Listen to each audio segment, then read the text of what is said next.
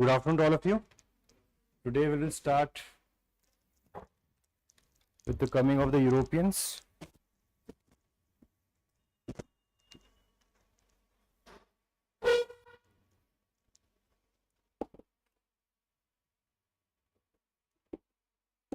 चलिए थोड़ा बेसिक्स पे फोकस करते हैं and then we'll start with the topics. So the shift from medieval to modern, it's not very straightforward. कभी भी आप कोई भी आपसे पूछता है what is the meaning of modern, what is the meaning of modernity, so it's difficult to come out with answers. Why? Because इसको define करना आसान है, मुश्किल है. There's a term which is known as modern. There's one more term which is known as modernity. Naturally, every word is given a kind of definition by us only. किसी और ने तो दिया नहीं उस चीज का. When we say medieval, it means the kind of political, social, economic, and religious institutions that we were having were bound to change the moment we shift from medieval to modern. So whenever somebody asks you, what is the meaning of modern India? Your focus should be the change in the polity, economy, society and religion. It's a process. It does not happen in 1 or 2 days. It takes centuries. Okay. Like all of us know that from shift from medieval to modern will come under the control of English or the British. But will that ensure the complete shift from medieval to modern? British हमेशा यही चीज बोलते हैं that when we left you, see the way you were in 1947 and look at yourself the way you were in 1757 before the Battle of Plassey. But क्या 200 साल उन्होंने हमें modern बनाने में खर्च किया पूरा? Right? So we need to understand, that is very important, कि how we were in the medieval era and what kind of shifts happened during the modern era. These are the things which we need to understand first, then we'll go back. Now let me help you understand this term modernity. Modernity is something which is defined by progress. Like if we talk about ancient India, okay, Rig Veda, the condition of women was more progressive than the condition of women during the Gupta period. During Gupta period, we see the beginning of the Sati system. So the element of modernity can be there in ancient India, medieval India, as well as modern India. But when we use the word modern in general, we talk about specific political, social, economic and religious institutions. Let me give you a very brief example. Like in polity, we see secularism becoming an important part, right? Separation of powers. Separation of power was not there in medieval India. Everything was under the control of the king. Okay, it does not matter who is going to exercise what, हर चीज king के हाथ में. So polity, society, reforms. Like if we see Raja Ram Mohan Roy, he is the father of modern India. Why do we say that? Because he was a pioneer of social reforms. What kind of social reforms? Largely related to the life of women. Abolition of sati, widow remarriage, generational rights should be given to them, or the proper right to property, or the rights for the peasantry. So various kinds of social reforms were ensured by these people, and he was not the only one. He was also helped by various reformers like Swami Dhyanand, Swami Vivekanand. We also had many reformers in different parts of India. Economic change, the biggest economic shift from medieval to modern India, that is the beginning of Industrial Revolution. Industrial Revolution was not there in the medieval period. But when we see from India point of view, India was not directly affected in the sense that industry did not develop, but our economic institutions were affected by that. How? Because India was used as a market by the British. So goods were produced in England, but what they were brought to India, and which changed the consumption pattern. Like see it all of us, जो भी हम wear कर रहे, we are not wearing ethnic, है ना, जो medieval या ancient times का वो सिर्फ शादी ब्याह के आसपास निकलता है, or on the occasion of festivals. But on the rest of the times, the way we are, the consumption pattern that we are having, when we say capitalistic society, those things have become more prominent from the modern point of view. Religion, the place of religion in our lives, it has changed definitely. Previously, if we see ancient era or medieval era, religion used to be a bit more prominent impact on our lives. but now secularization of education has happened, है ना. आज की date में education release education जरूरी नहीं है ना, but this is not how our education institutions were in ancient India or medieval India.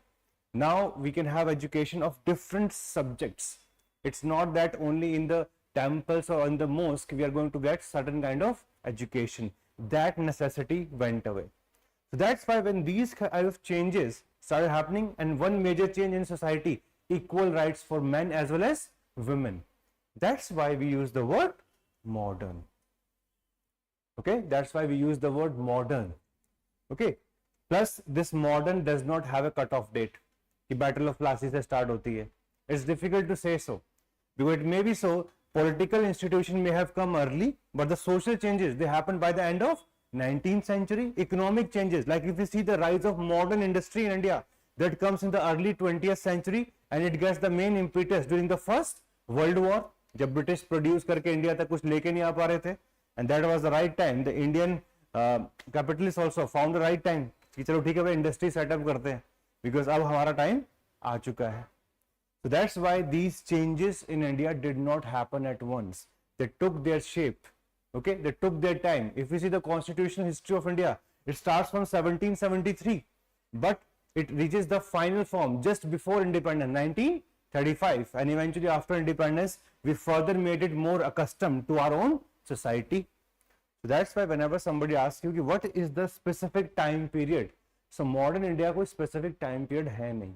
But in general, we accept that 19th century is considered as the beginning of modern India.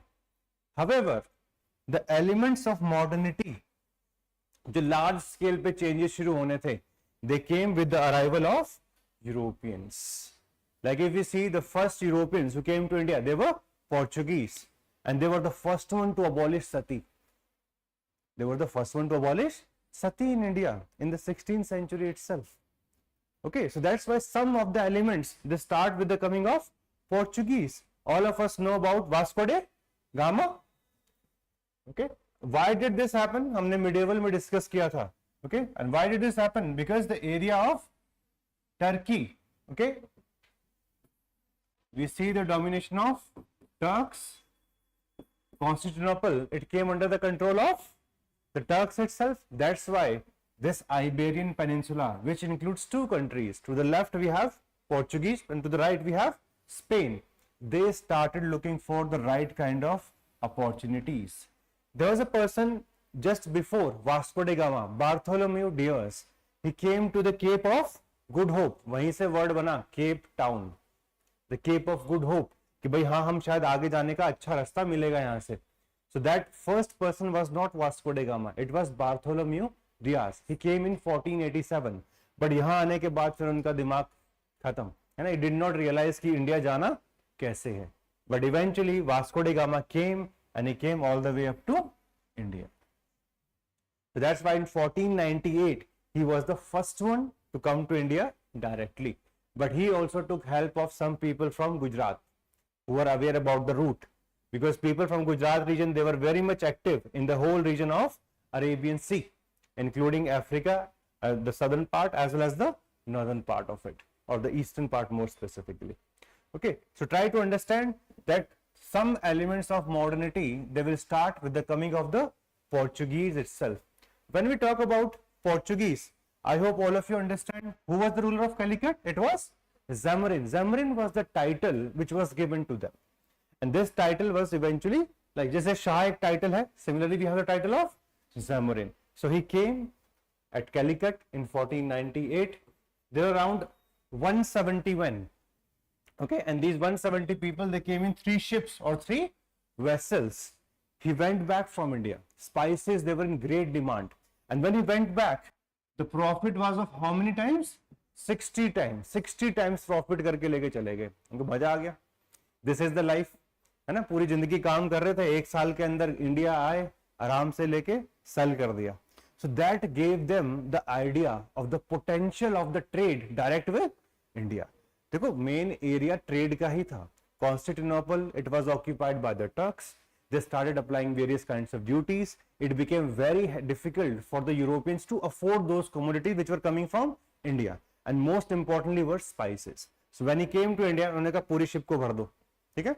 So that's why he came with 170 people. The journey, it starts from August 1498 itself. They went back. How many people survived? Only 55. Okay, why? Because these people were attacked. They were attacked by the Arabs. They were attacked by some of the Indian merchants also. As all of us understand, economic rivalry सबसे difficult होती है. तो dons के जैसे बीच में होता है ना, same kind of situation was there also. So only 55% survived along with these 3 ships. And 3 में से अब सीधी बात है 170 आए थे, 170 people came, only 55 survived. तो एक शिप उन लोगों के लिए बहुत है. बाकी सब में क्या कर दिया? Indian goods were stored. कि चलो अब ये लेके चलेंगे साथ में. And now his success made Portugal to send 1200 men. Initially 170 came in the first trip. So then they sent 1200 men with 13 ships under Pedro Alvarez Cabral. This area has become very important for your prelims examination. You can see the papers since 2017-18. Every year they are asking such factual question. Every year. तो आपको पता होना चाहिए. The first one to come was Vasco da Gama. Then we see the coming of Pedro Alvarez Cabral. Then Vasco da Gama came back again. दिल नहीं भरा. He came back in 1502. All right. He visited Calicut for the second time with a fleet of around 20 ships, and he moved from Calicut to Cochin. So उन्होंने अपना headquarters change किया. Why it was changed eventually? Because its harbor was better. Like all of us understand that the movement of the ships, it depends upon the tide. है ना, जितना heavy tide आएगा या rise और fall होगा उतना ही अच्छा ship के लिए entry और exit point बन जाता है. That's why harbor is very, very important. That's why they shifted towards Cochin. He soon realized that the monopolistic trade of the Arabs. So naturally, Arabs were in control of this area. Okay, they were in control of this area, and that's why they started fighting against the Arabs. Was needed to be broken if European trade was to be thrived. He used the enmity between 2 Hindu rulers of Cochin and Calicut. उनके बीच में enmity को rule किया, and then finally he was able to establish one of the first factory. Factory का मतलब production नहीं है. Today factories are very different. Today आज की factory का मतलब है production centers. But factory of those times, they were just like warehouses where they would store what they were going to import or export. तो वो वहाँ पे उसके लिए warehousing के लिए utilize किया जाता है. And a prison was also established at Kannur. Why the prison was established? Because naturally their areas were getting attacked by the merchants of the Arabs also, of the Indian merchants also. That's why they wanted to instill fear कि those who are going to fight against us, उनका जो अंजाम होगा वो अच्छा नहीं होगा, और उसके लिए क्या बनाया? Prison बनाया. ठीक है. So now there was a fundamental change with the arrival of the Portuguese. What these Portuguese did, number one, they shifted towards armed trade. Now the trade is not going to be free, it's going to be armed trade. So this was the first fundamental change which we see in the Indian Ocean. Second, they tried to dislodge the Arabs. The Arabs were the one who were controlling the major share of trade in this area, and this was to be done by building some strategic centers, which eventually led to the construction of large number of forts. है ना, movies देखिए दिल चाहता है. कौन सा famous fort है वहाँ पे? Aguada fort है in Goa. So many such forts were created by them. Why the forts were created? So they can manage the threat of Arabs. हर जगह पे अगर forts होंगे, अपने warehouses होंगे, prisons होंगे, it will be easy to tackle the Arabs. Because western, if we see the western coastline of India, छोटी सी तो है नहीं, it's very big. So they require large number of centers. So they started from the deep south, Calicut, Cochin, फिर गोवा की तरफ, फिर दीव, आप सबको पता ना, towards the western coast of India. So all such bases were created by the Portuguese. And number 3, they started one system. इस system का नाम याद रख लेना. This system is known as Carta system. Okay, like today, if you want to import or export anything, you need licenses from Indian government. You can't do so. ऐसा नहीं कि आज मेरा मन कर रहा अपने नाम पे, under the authority of अपना नाम लिख के कर दे कि चलो एक्सपोर्ट करना शुरू कर दे. This is not how it can be done. It can be only done. You have to follow the standards of India. पूरा आपको custom का process आपको follow करना पड़ेगा. So what these people did, this was more like a permit. So you have to purchase this permit, and then only you can import or export. So that's why the Carta system. This is a very important topic. We'll go into detail of this later on.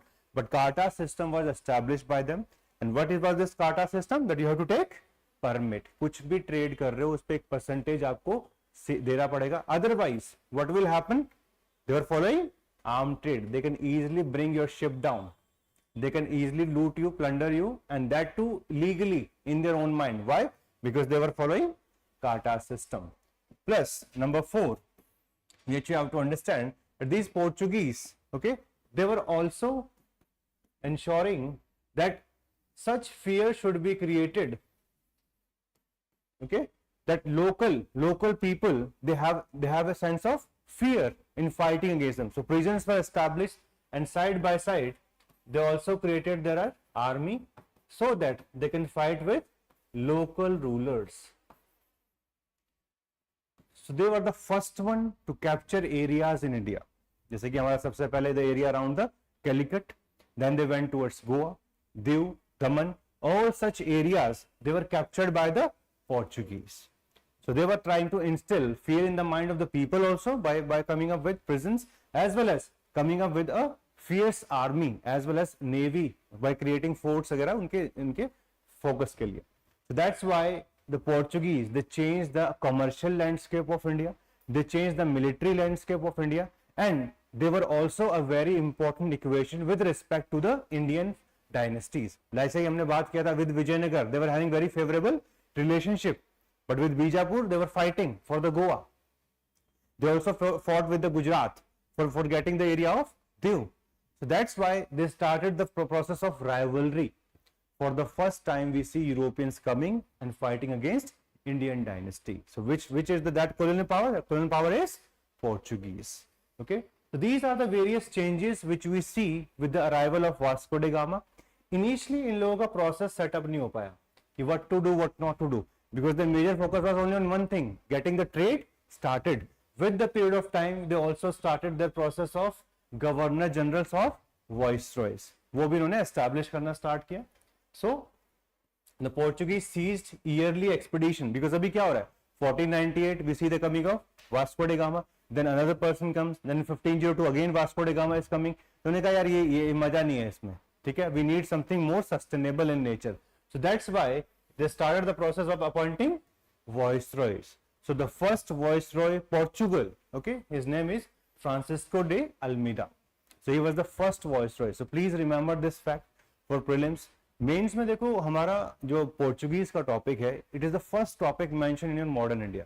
आज तक कोई question नहीं आया, कोई question नहीं, 0 question, 40 years still waiting, है ना? इतना बुरा किसी के साथ नहीं होना चाहिए, किसी भी टॉपिक के साथ कि पढ़ाई करके जाओ क्वेश्चन नहीं पूछ रहे.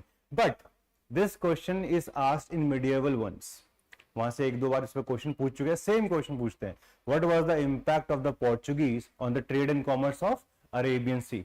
एक बार काटा सिस्टम डायरेक्टली पूछ लिया था कि व्हाट इज दिस काटा system which was build by the Portuguese. But in prelims they have been asking questions repeatedly. Then the first viceroy Francisco de Almeida, what did it? Number 1 policy implement was blue water policy. देखो blue water बहुत simple है. It means that they were trying to create or strengthen a very powerful navy. Powerful navy को establish करना for what? For controlling the larger area of Indian Ocean. So whatever area in and around India was to be dominated, and this policy came to be known as blue water policy. Suppose if tomorrow they ask question in prelims at which of the following viceroy of the Portuguese established this blue water policy, so remember the name of Almeida.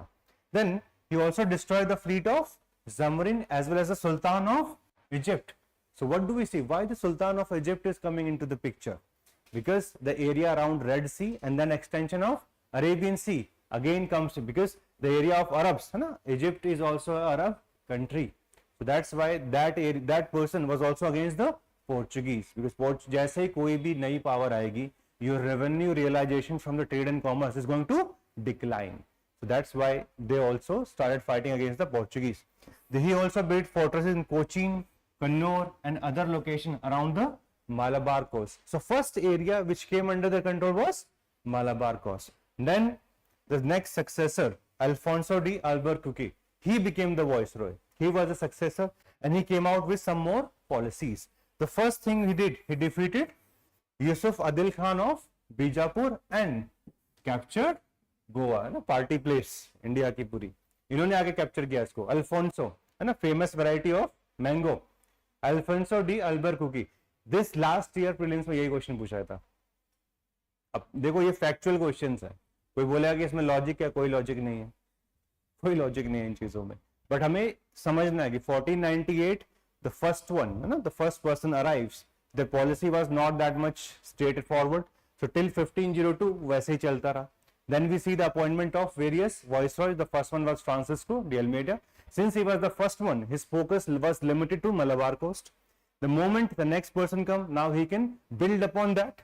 So naturally, that work was done by Alfonso, and Alfonso he took the first step, and by 1510, he was able to capture Goa. Goa is one of the most important principalities of the Portuguese. And if you see, they were able to come out with, ना हम हमेशा uniform civil code की बात करते हैं, so Goa is already implementing a civil code, and who built it? Portuguese. That's why when I say na, the word modernity, modernity can be linked to the modern practices, progressive practices. So Portuguese necessarily did not rule the whole of India, but elements of modernity starts with the Portuguese. इसलिए ध्यान रखना है that the arrival of the European set in the foot for the beginning of the real modern India. उसको realize होने में कई centuries लगी. It did not happen overnight. In fact, they came before the Mughals. Mughal came in 1526 and they came in 1498. But the elements of modernity or the progress towards the modern started with the coming of Portuguese. He developed Goa as a center of commerce, directing all ships to sail through the region. Why to sail through the region? क्यों sail through the region कहा जाता है? So that they can collect taxes. So this Kata system was strengthened during this time. कि भाई नहीं, आपको यहाँ से जाना है और पे करके जाना पड़ेगा. Nothing is free in life. Next, he encouraged settlement of people of all faiths in Goa, which shows a kind of secular perspective. Advocated European Indian intermarriages and settlements in the Portuguese territories. Conquered Malacca, controlling crucial trade routes between India, China, Mecca as well as Cairo, and successfully took over the area of Aden in 1515 because they were having a rivalry with the Egypt. That's why the Portuguese power reached a new height. Why the Portuguese reached the new height in the 16th century? Because और कोई European rival करने के लिए आया ही नहीं. The next one to come, they will be Dutch, but they will come at the time of the beginning of 17th century. 1600 के आसपास वो arrive करना शुरू करेंगे. Similar is with the British. The British will arrive. And the first factory है ना, बात करेंगे around 1608 around Surat. So the 16th century they were open. It was completely open. It was up to them कि जो मन में चाहे वो करो. And if they have the superior techniques, like why they were able to defeat these various principalities, modern pistols or modern weapons were with them. Modern navy was something which they had established. And why did this happen? Because of Renaissance. Europe was going through a phase of Renaissance, and as a result of Renaissance, they were trying to increase their cultural practices, which were forward in nature, and that's why the Portuguese, the Spanish, Italians, they were the one who were increasing their overall cultural diversity. After that, Alfonso Nino de Cunha. Nino is a word which means child, okay, and then Antonio de Rona. They became the viceroys. De Cunha, he was able to capture Basin as well as Diu in 1534 and 1537. Why Basin is important? Because it is very close to Mumbai. So Basin, so that again please इसको याद रखिए, कभी next time prelims में ऐसा कोई question आ जाए किसने capture किया, तो you should know about it. Daman, it was seized from Imadul Mulk in 1559. I hope all of you are aware about Daman also. Union territory अब तो combine कर दिया गया इनको, है ना. Then Portuguese influence increased in Ceylon. Ceylon means Sri Lanka, with the completion of a fort in Colombo. So they were the first one to capture around the area of Sri Lanka also. But later on Sri Lanka will be taken over by the Dutch. Dutch उसको control कर जाएंगे. ठीक है, ऐसा इतना important नहीं है, अपनी history में याद रखना, but फिर भी एक fair idea लगा लो. Portuguese were the one to even increase their control over this area. Then the contact with Mughal Empire. Okay, so what happened during the Nirana's period? Mughal ruler Akbar, he visited Cambay, establishing the initial contact between the Portuguese and the Mughal emperor. Then they started declining. Around 1580, Spanish king, he captured Portugal. अब अगर mother country ही capture हो गई, so what will happen about their territories? So naturally the control will decline. So it started declining as a result of that. Okay, so understand, Philip II of Spain, he annexed Portugal, diverting Portuguese attention away from India. So India से attention जाना ही था. Naturally they are fighting for their own survival. Dutch defeated Portuguese in Ceylon or Sri Lanka and seized forts on the Malabar coast also. So they were trying to enter that area, and they began to show more interest in getting the control of Brazil. So Latin America में ज़्यादा focus था उनका rather than towards the East Indies or towards the India. Okay, then protecting their settlement in India. So whenever we read about Portuguese, we have to understand these few things. They were the first one to arrive and they were the last one to leave. ना जूता मार के भी निकालना पड़ा last में 1961 through police action. Okay, they had to make sure, because French भी 1954 में बोले चलो ठीक है हम जा रहे हैं, ध्यान रखना इन जगह का, है ना, we are going, just make sure that the French culture survives. हमने कहा ठीक है हो जाएगा, आप जल्दी जाओ, हम सर्वाइवल के लिए नए नए स्कीम्स लेके आते हैं आपके ना, we will revive. But the Portuguese, they did not go. That's why Jawaharlal Nehru had to take the police action, and then only these areas which were under the control of Portuguese, which will remain under them till the 1960s, they were taken over. So anyway, this fact you will remember, first one to arrive, last one to leave. This is what Portuguese are all about. Impact काफी सारा इनका, क्या क्या impact हुआ India की overall politics में. Number one, Europeans, the Portuguese, they conquered and seized territory from Indian rulers for the first time in Indian history. This has happened, which I already discussed. For the first time, they captured territories, like we have seen the Goa as well as Basin or Diu. Divided the Indian princes also for the first time, because they used to be in support of few and they used to be against the others. Like they used to be in support of Vijayanagar, but they were having rivalry with the Bijapur. So this is how it used to be. Okay, adoption of new warfare methods. This is something which made them successful. New warfare methods. They introduced use of gunpowder on large scale, superior artillery, and influencing the battles as well as conquest. Creating forts at strategic places. These new warfare methods were adopted by them. Disruption of Arab monopoly. But because before them, who were controlling the area of Arabian Sea?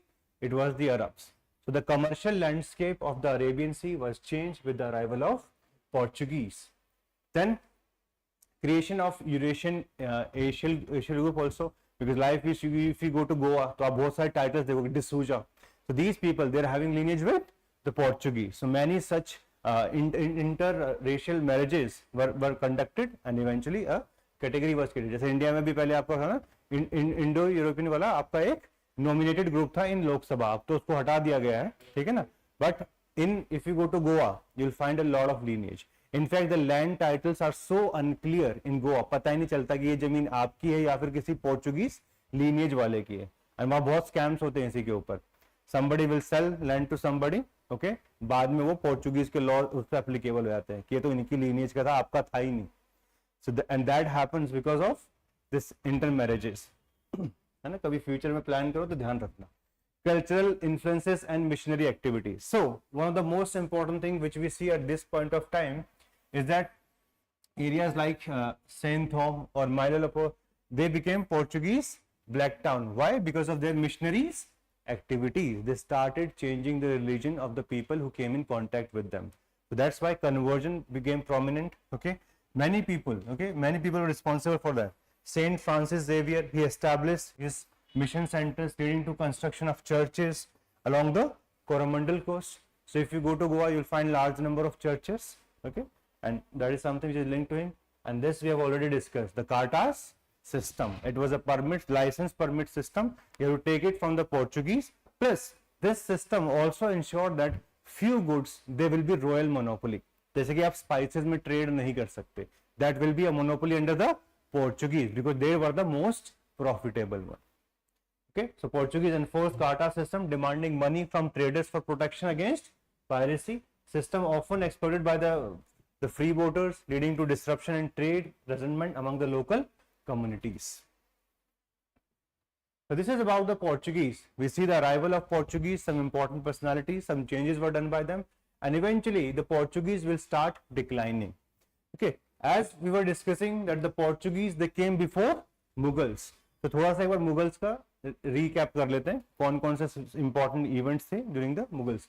So the Mughal Empire, it was established by whom? Babur. Some level of forwardness came under the Humayun, but he could not establish a very stable empire. And finally, the most important role, it went to Akbar. So Akbar was the one who was responsible for stabilizing the Mughal Empire. Naturally, the Europeans recognized the empire's wealth and grandeur and inspiring literary works about the Indian riches, and we see the coming of various European travelers during this time. Okay. Expansion was done by Akbar. As we already know, he conquered Rajasthan, Gujarat by the 1570s. They also gained access to Surat when they captured Gujarat. And now please try to understand why Surat is very important, because all the sea trade, it is linked to Surat. So since Surat became an important crucial port for trade as well as pilgrimage to Mecca, they were bound to have some relationship with the Portuguese. Next, they attempted expansion into Bengal, and they also integrated it under Jahangir. So this strong foundation was laid by Akbar. Then the European arrival and the limited influence. After the Portuguese, their rule started declining from 1580s onward. The next two power which were bound to come to India, the first one was Dutch and then it was English. The Dutch came by 1602, the English came by 1608. And both of them, where did they arrive? Surat. They wanted Surat as a major center, okay, of trade and commerce, because it was a major center developed under the Akbar itself. So for trading opportunities in the early 1600s, they were allowed to trade and establish factories, as all of us know, forbidden from acquiring territorial control, unlike the Portuguese, because the Portuguese, they focused on the southern part or the Deccan part of India, which was politically unstable. Why it was politically unstable? Because Vijayanagar Empire, it got destabilized after 1565. Similarly, Bahmanis, they also declined completely after 1527. So this area was in turmoil. So it was easy to capture territories in South or Deccan. However, this was not possible in the Mughals. So if you are looking for Surat was under the control of the Mughals. तो यहाँ पे ये possible नहीं था. Okay. English acquired Bombay later in 1668. What was the method through which they acquired it?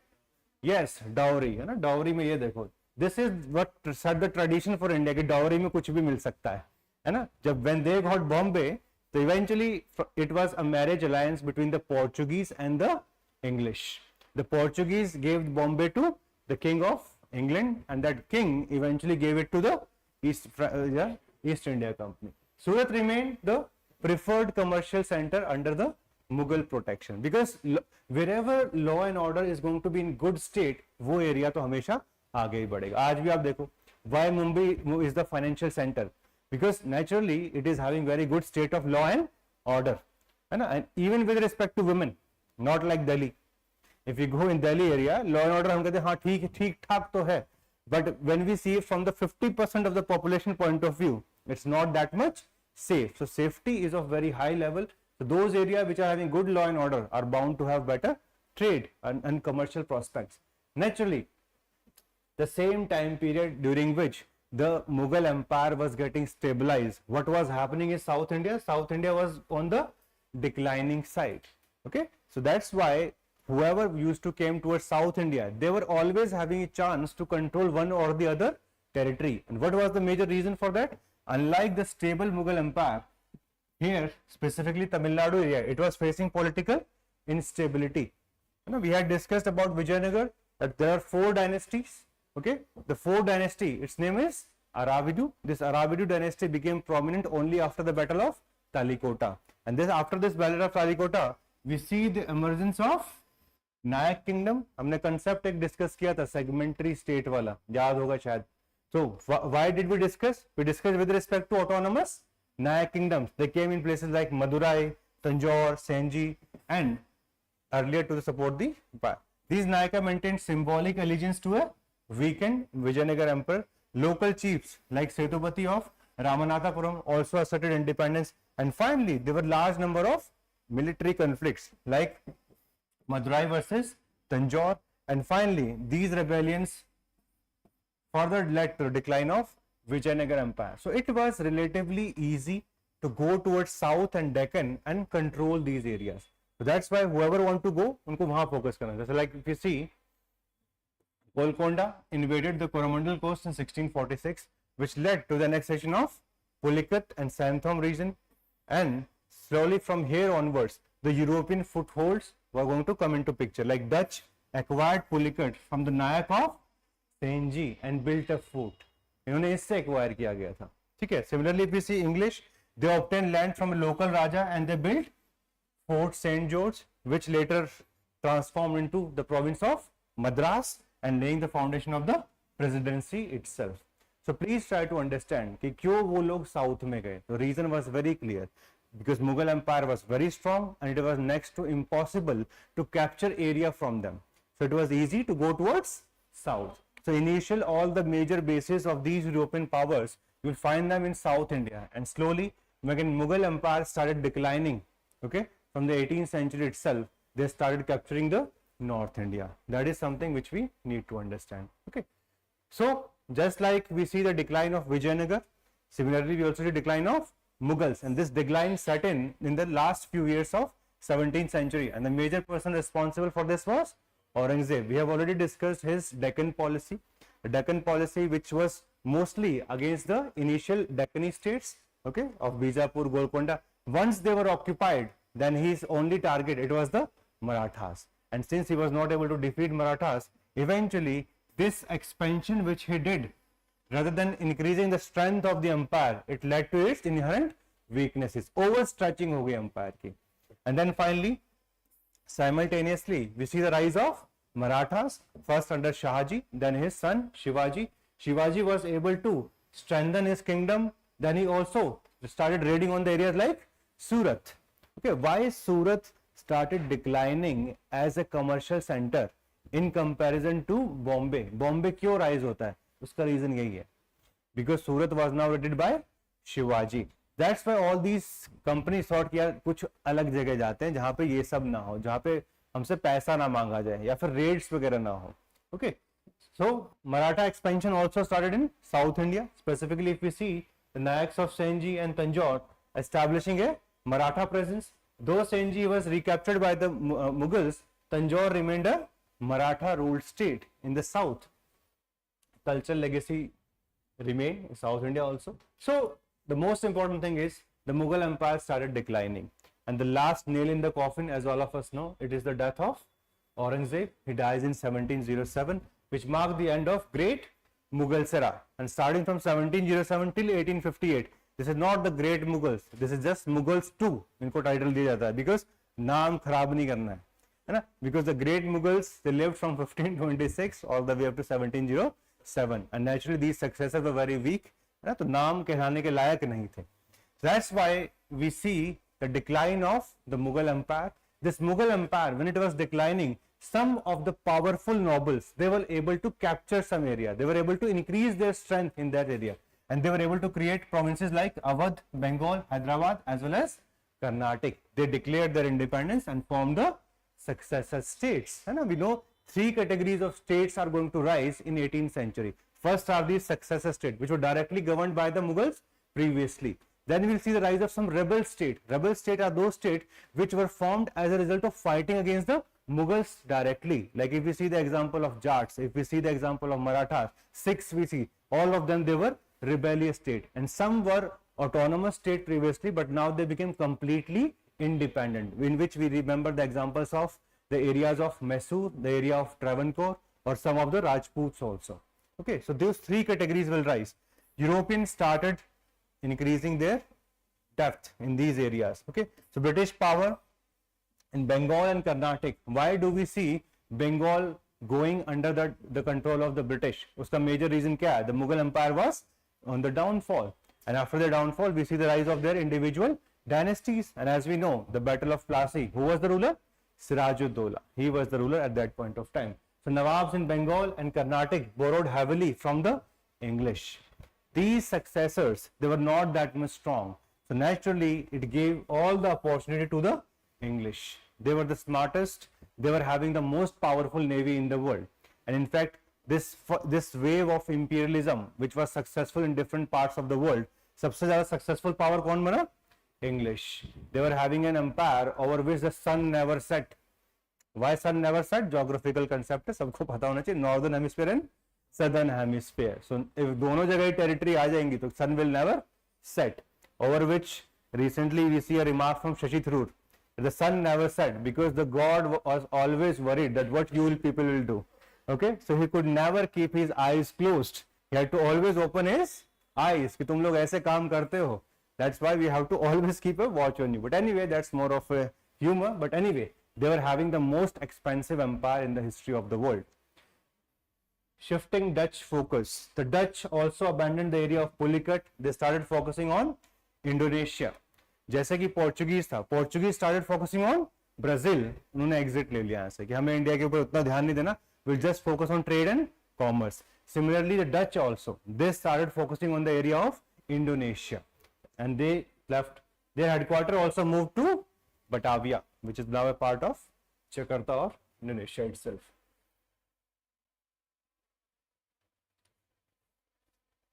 Chennai becomes prominent, a thriving commercial center during the 18th century, and after the struggle, the English also established themselves as a regional power. Decline of Surat, the major reason was political instability, as we see in the raid from Shivaji, and by 1750, the merchants sought Dutch or English protection. This was also a big problem because their own rulers were not able to ensure security. Now they have to go towards the Europeans, and if the commercial class is asking for security from them, it means that our rulers have failed us completely. Okay, and finally, Bombay's rise. Merchants from Surat and Gujarat migrated to the area of Bombay, and that's how it became a major trade center. So India की जो financial capital है, उसकी जो setting है start ही इस वजह से थी because Surat was on the decline because of political instability, and finally it will become a major province under the British. Okay, so these are some of the changes which are going to happen. थोड़ा सा साथ में ये भी बात कर लेते कि what was happening in India in 18th century. Like if we see any major state, like if we see the case of Bengal. In Bengal, we see the rise of some commercial classes, and these commercial classes became too powerful, a bit too powerful, and they were to be recognized by the state. Like all of you know about Jagat Seth.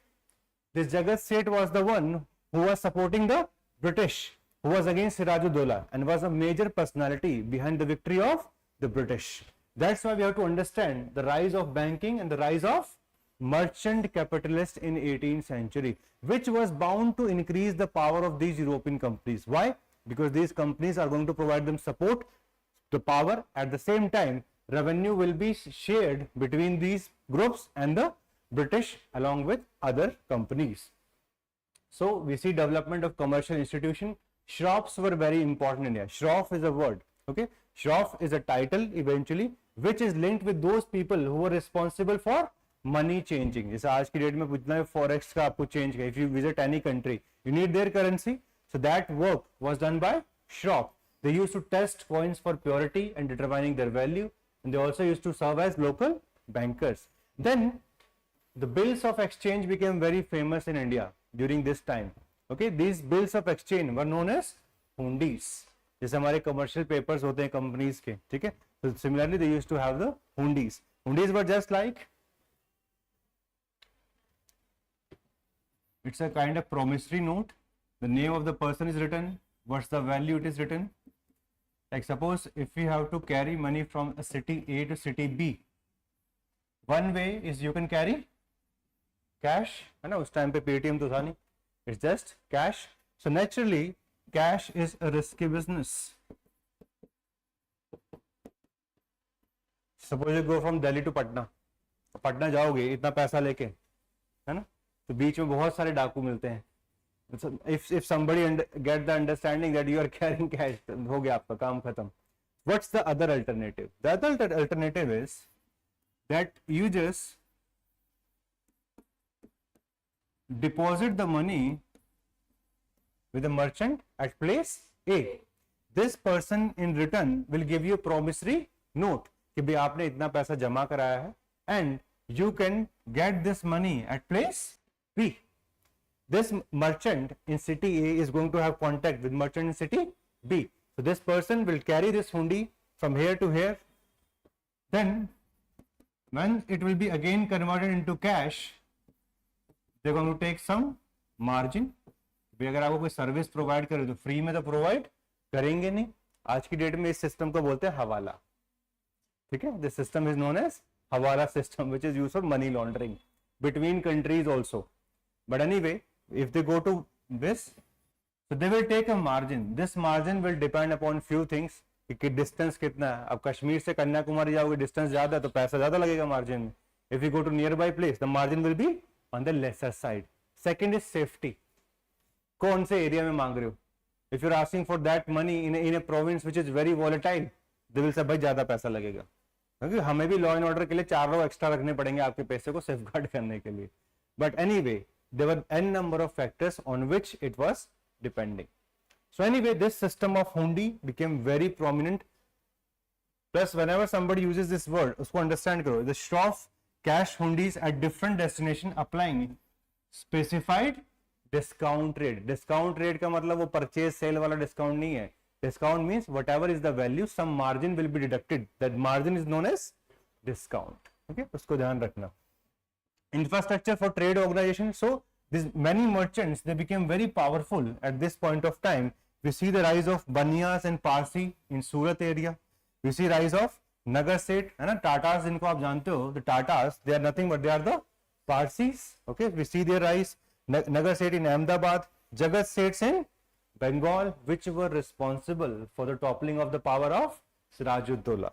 And merchant communities also rose in Coromandel region. In the previous class we had discussed Coromandel. This is a corrupted form of Chola Mandal, है ना, तो वहीं से word आता है Coromandel region. So we see rise of these merchant classes. Wealth disparity is very clear. Many people became super rich, while on the other side we see many poor people. Okay, impact of famine on rural population, it started increasing during this time, because whenever the crop failure used to be there, the people who are not having money eventually are going to become affected by it. And finally, Dutch records of slavery. Dutch was one power which was very much interested in slavery. What they used to do, they used to capture people from here. They could be prisoner of war, there could be voluntary slavery also. Like suppose if you're affected by famine, you have nothing to eat, you're very sure that you're bound to die, so you can sell yourself into slavery. So what they will do, they will take you from India and they can take you different areas where there was plantation agriculture. So if we go to West Indies area, if we go to the area of Malaysia, you'll find large number of people within the Indian ethnicity. Okay, so these kinds of things became very prominent in India at this point of time. These people also were now going to have collaboration with the various kind of trading companies, like the Mughal recognition of mutual recognition of opportunities. The European realized the necessity of collaborating, like Jagat Seth and the Robert Clive. They collaborated for what purpose? कि हम दोनों का फायदा ही फायदा होगा once Sirajuddaulah is out of power. So that collaboration became very prominent. Second, security and support. Like in Surat, merchants operated with the security of Mughal government. The Pulicat, Chennai mein there was English, Pondicherry it was French. So these merchants were now having the safety and security. Third, changing dynamics. The Indian merchants were not disadvantaged in dealing with the Europeans. Please try to understand, why would an Indian merchant is going to have relationship with the European merchant? The only reason was profit was going to both parties.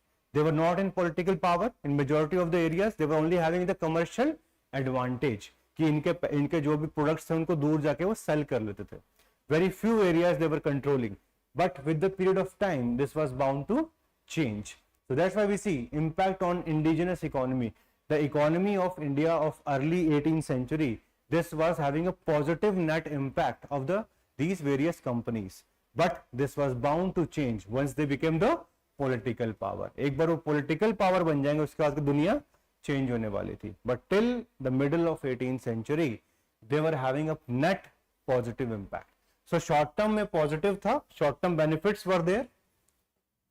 This increase in trading opportunities had short term benefits, but long term consequences were mixed in nature, mixed at best है ना, worst पे तो हमारा सब कुछ ही लूट के ले गए.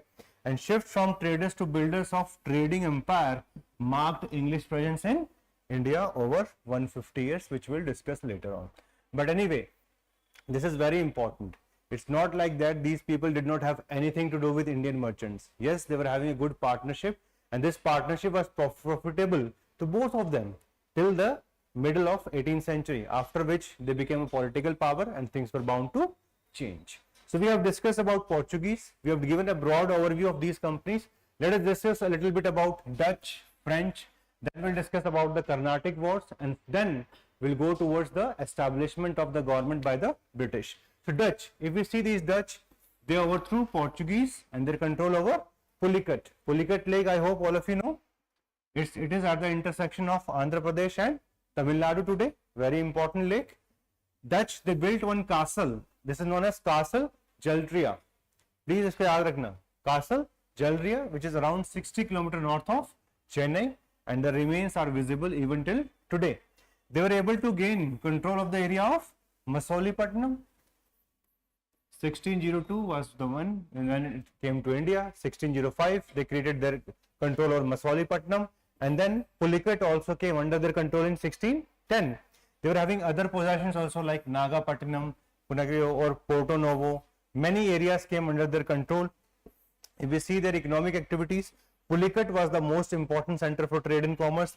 They exported diamonds to Western countries and spices like nutmeg, cloves and mace to Europe. They also set up gunpowder factory to strengthen military power. So all these things were directly linked to the Dutch. Centers yaad rakhna, UPSC has been asking. They were involved in the slave trade, okay, which we have just discussed. Slave trade में involved थे. They used to bring people from Bengal as well as their settlements, okay, in places like Karaikal to Pulicat, and from Pulicat these people were sent in the ships. The brokers also employed in Madras for capturing and shipping the slaves. Slavery is something which was done by them. And finally there was an invasion by the Bijapur army in 1646, which led to destruction of the fertile agricultural land in Tanjore, pushing more people into slavery. So whenever any kind of economic crisis used to come, it used to increase the presence of number of slaves, which could be then utilized by these people, and they were taken from one place to another. The next power which came, we are excluding the British, it was French, the important one. Even though in between them Danish people also came, उनके बारे में पढ़ेंगे, but they are not that much important. They tried to establish the trade link as early as 1527. कोशिश की इन्होंने उस time पे. However, this was not successful.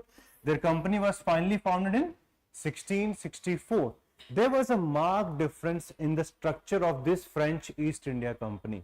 The French East India Company was created not as a private trading company. It was created as a project of King Louis XIV. King Louis XIV was a very powerful person. He used to say, I am the state.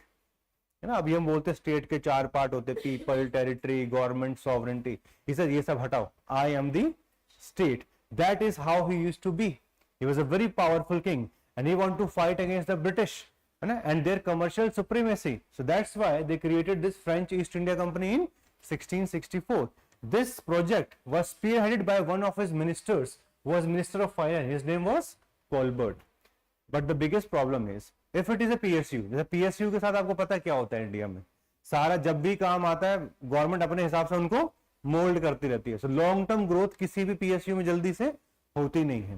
So time and again अभी क्या चल रहा है, privatisation, जिसको हम disinvestment भी बोलते हैं.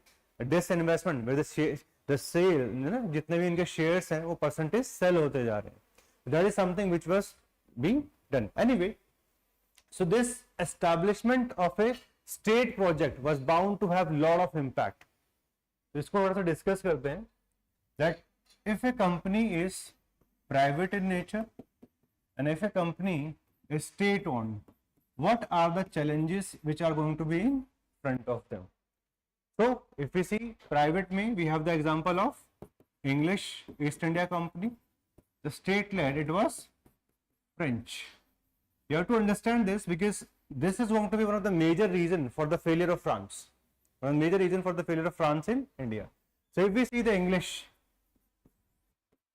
if you are private, your orientation will always be of commercial nature, because you know if finance is not going to be there, then the operation will end along with it. So you will never take those chances कि भाई नहीं हम government के ऊपर dependent हो जाते हैं. But here the problem was they were always dependent upon the government, and if government is not having the funds at a specific point of time, what will happen? Their operations are going to get affected. So this was the first major difference, that if you are a commercial entity, private entity, it's going to be very useful for you. Second, since they were commercial, they were generating their own revenue, they were enjoying higher level of autonomy, they can take decisions as per their own will.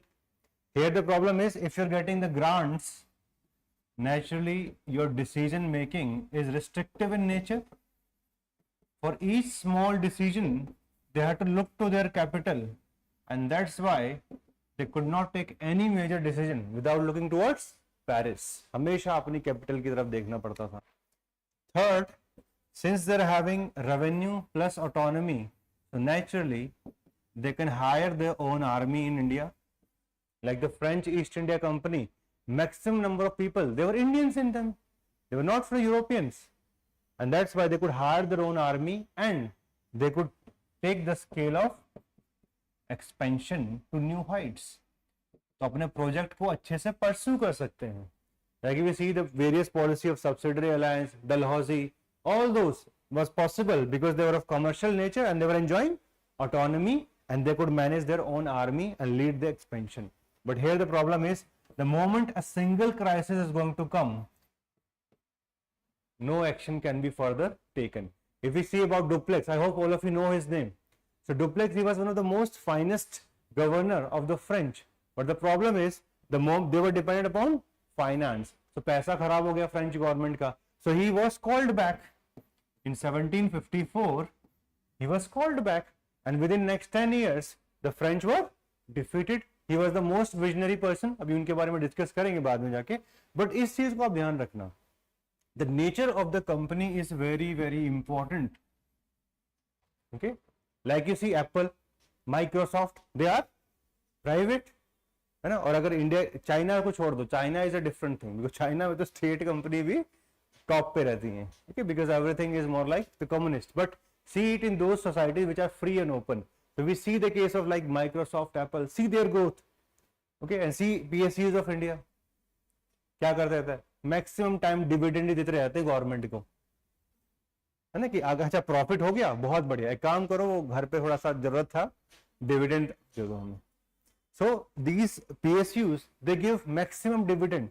इतना dividend कोई भी private company नहीं देती है, because they always thinking about expansion, they thinking about generating profits. बढ़िया करेंगे, काम करो, हमें इस बार थोड़ा और फाइनेंस चाहिए, बजट में शॉर्टफॉल है, तो आपको क्या करना है, डिविडेंड डिक्लेयर कर देना है. तो अपने हिसाब से डिविडेंड डिक्लेयर करवा लेते हैं कंपनी से. That is the problem between a private venture and a state venture, and you should be aware about this, that this British, they were focusing on commerce, there was a commercial company. Second, they were having autonomy, and finally they can build their own army. अपने हिसाब से mercenaries को hire कर सकते थे, and they could even think about expansion. But if we see the state, the French company was dependent for funds, it was dependent for even navy के लिए भी वो हमेशा dependent रहते थे, ठीक है. And then decision making was always going to get hampered because they had to always look towards Paris. And finally, whenever any severe crisis was going to come, knee-jerk action will be taken. Like the most difficult decision, or probably the most decisive work done by the French, it was the recall of Dupleix. The moment Dupleix was recalled, their project of creating an empire in India was over along with it. और ये क्यों हुआ? दो reason से हुआ. They were not having money and they were not having autonomy, and both these things were there with the British. So please remember, the French, they failed in India, and इसका सबसे बड़ा reason क्या है? The nature of the companies. Government initiative, the French commercial enterprise was initiated by the government. Distinct from private venture, they lacked popular support among the French populace and viewed by many as another means of taxation. Because इस company को run करने के लिए भी क्या चाहिए? Tax चाहिए था from the French people. Pondicherry, okay, so the initial area where they tried to arrive, it was the area of Madagascar. I hope all of you know about Madagascar. It's a very big island that we have but in the Arabian Sea. French colonization effort led to many settlements, but ultimately majority of the area it fell apart, and only a coastal area it remained under the control of French.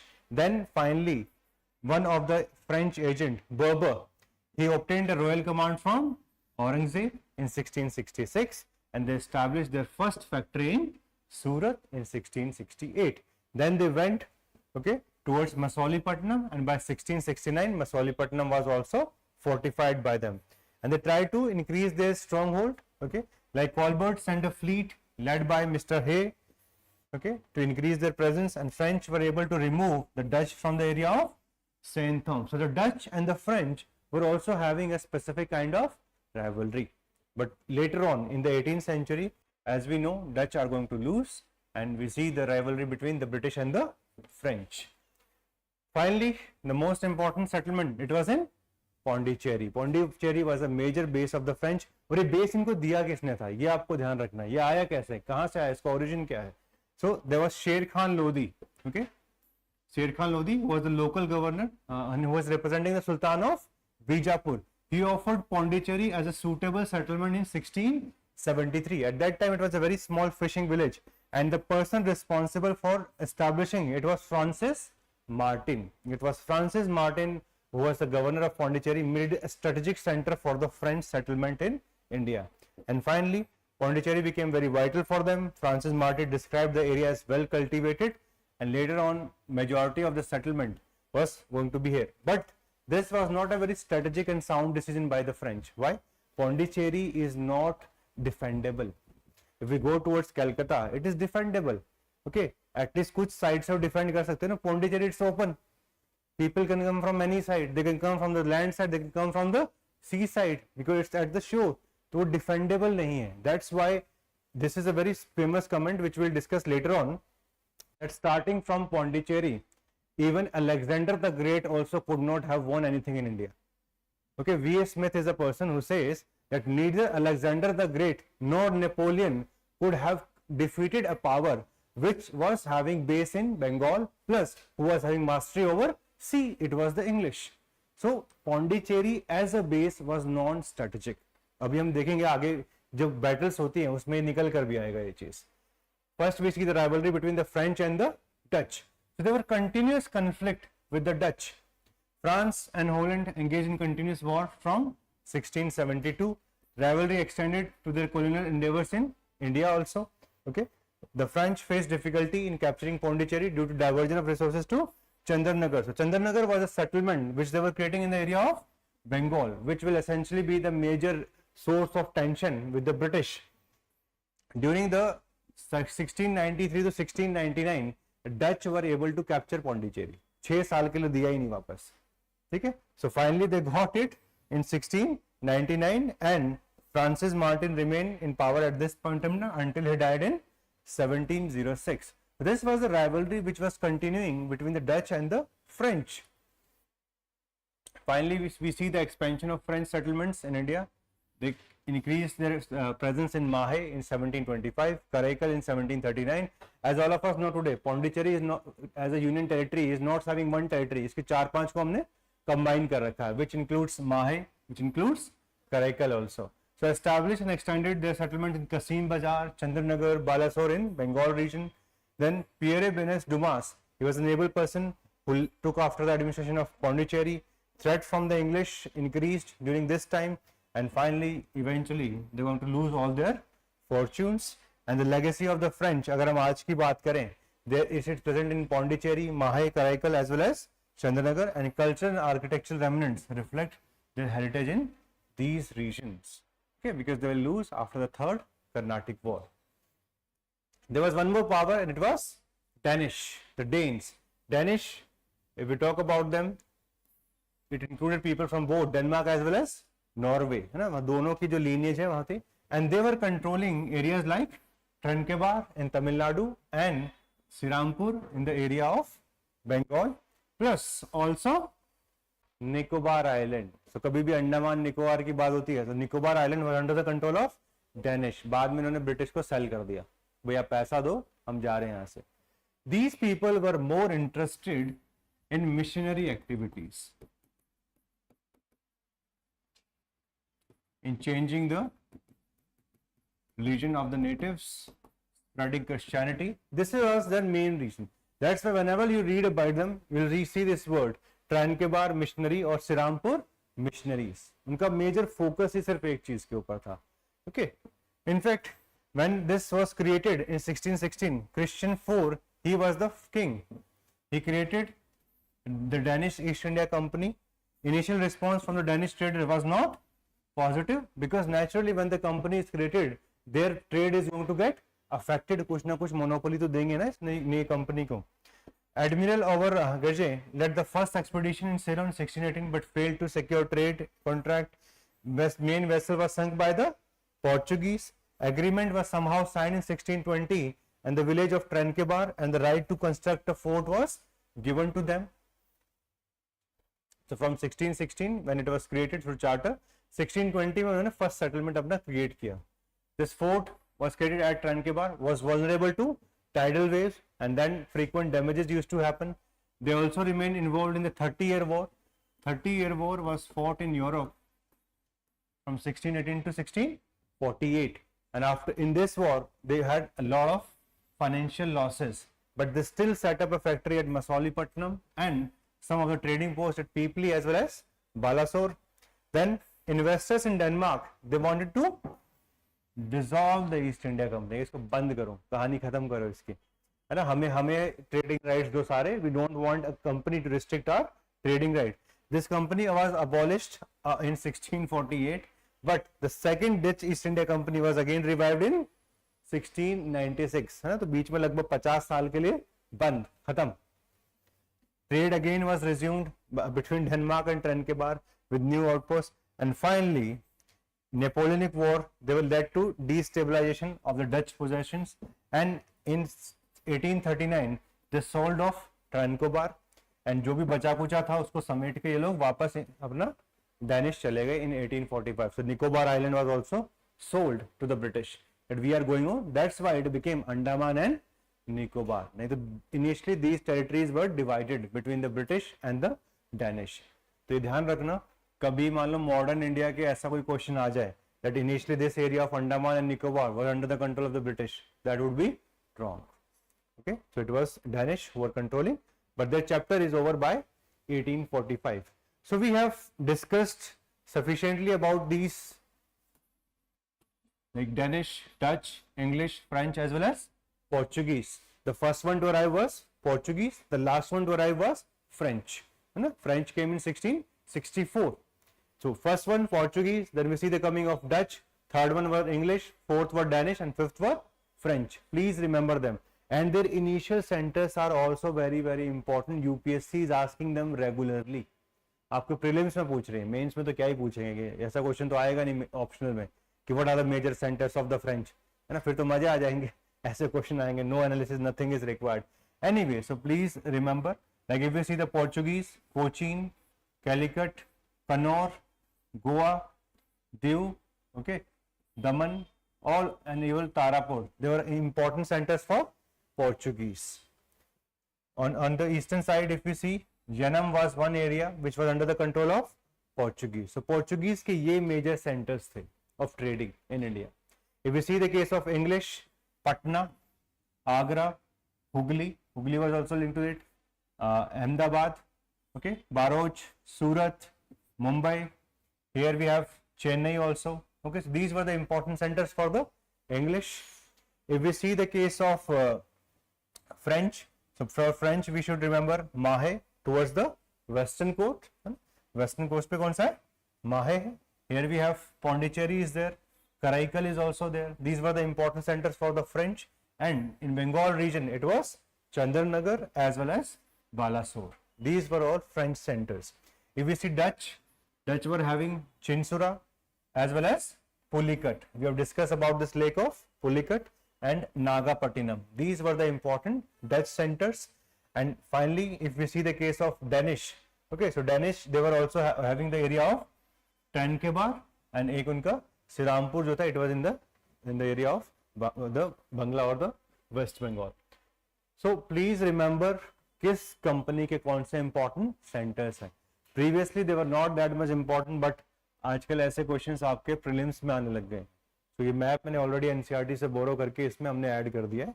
इसको आप revise कर सकते हो whenever it is required. So whatever we have discussed so far, it is more like basic understanding of the coming of Europeans. But the most important entry, it is of British, and then the rivalry that they share with French. तो अगर आप syllabus देखोगे तो first topic it's the arrival of Europeans, in which they keep the title of Portuguese and Dutch, and then we shift towards British versus French. This is the major topic जहां से modern history शुरू होती है for our paper. जो मैंने paper के हिसाब से यहीं से पहला क्वेश्चन आपको हमेशा देखने को मिलेगा. The rivalry between the British and the French. Every year they ask question from this. Let us see very quickly how we see the beginning of the British. So British, they got the charter from Queen. Who was their queen? Elizabeth. Okay, they were able to participate in the Spice Trade of 16 from the east. 1600 was the time when they got the royal charter. Company was headed by a governor, and who is going to manage his court of directors. The strength was around 24 at this point of time. In 1611, King James I obtained trading privileges from Mughal Emperor Jahangir through William Hawkins, allowing regular trade. So two important personalities came to the court of the Mughals. The first one was William Hawkins, but the major changes, it came by the time of Sir Thomas Roe. Sir Thomas Roe was able to obtain more trading privileges than William Hawkins. So दो लोग हैं. William Hawkins came in 1608, and say by 1611 which is the coming of Thomas Roe. Acquisition of territories. So, in 1639, from the Raja of Chandragiri, they got the time of the creation of the Fort George, and this was the first land holding by the company in India. इसको आप ध्यान रखेंगे. And this was the area of Madras. Who gave them? Raja of Chandragiri. It was given by the Raja of Chandragiri. Golconda ruler. Okay, he overran the company's territory in Madras in 1645, but Aurangzeb's conquest of Golconda in 1687 brought this territory under Mughal rule with continued English privileges. Bombay, as we have previously discussed, it was given by Charles II as a part of dowry, and this came to them in 1668. The first area which came under their control was Madras, and this was given by the Raja of Chandragiri. ये facts आप याद रखेंगे. Further expansion, like Charter of 1683, this led to the increase in their overall aims and objective. Now they could raise even military forces. उनको ये allow कर दिया and make treaties with powers in America, Africa as well as Asia. कि आप अपने level पे treaty sign कर सकते हो. This came from the Charter of 1683. Madras became a presidency in 1652, nullified in 1655, again re-established around 1684. Whenever we talk about local governance in India, तो हम सब लोगों को एक चीज ध्यान रखनी है. The first area to see a municipal government in whole of India, it starts in Madras, and a mayor was appointed in 1688. This is the first state, okay, Tamil Nadu or the area of Madras. For the first time, we see the establishment of any municipal government. Additional grants of villages surrounding Madras were obtained from 1693 and 1702. So with the period of time, they always ask for one or the other concession. कि यार कुछ ना कुछ और हमें दे दो. Then, if we see Bengal, this was the most important area for them. They started acquiring trading rights in here. Initially, privileges were given by Shah Shuja. He was the governor of Bengal, but they lacked any kind of royal confirmation till 1680. Okay, in between, they fought against Aurangzeb. Aurangzeb, he was very powerful, and eventually the British, they were defeated, and finally they gave a compensation of 1.5 lakh rupees, and their various privileges were restored. उन्होंने उसको वापस दिया. Then the area which will become Calcutta in the future, एक village था known as Sultanati. Okay, the Sultanati was the first settlement which was given to them.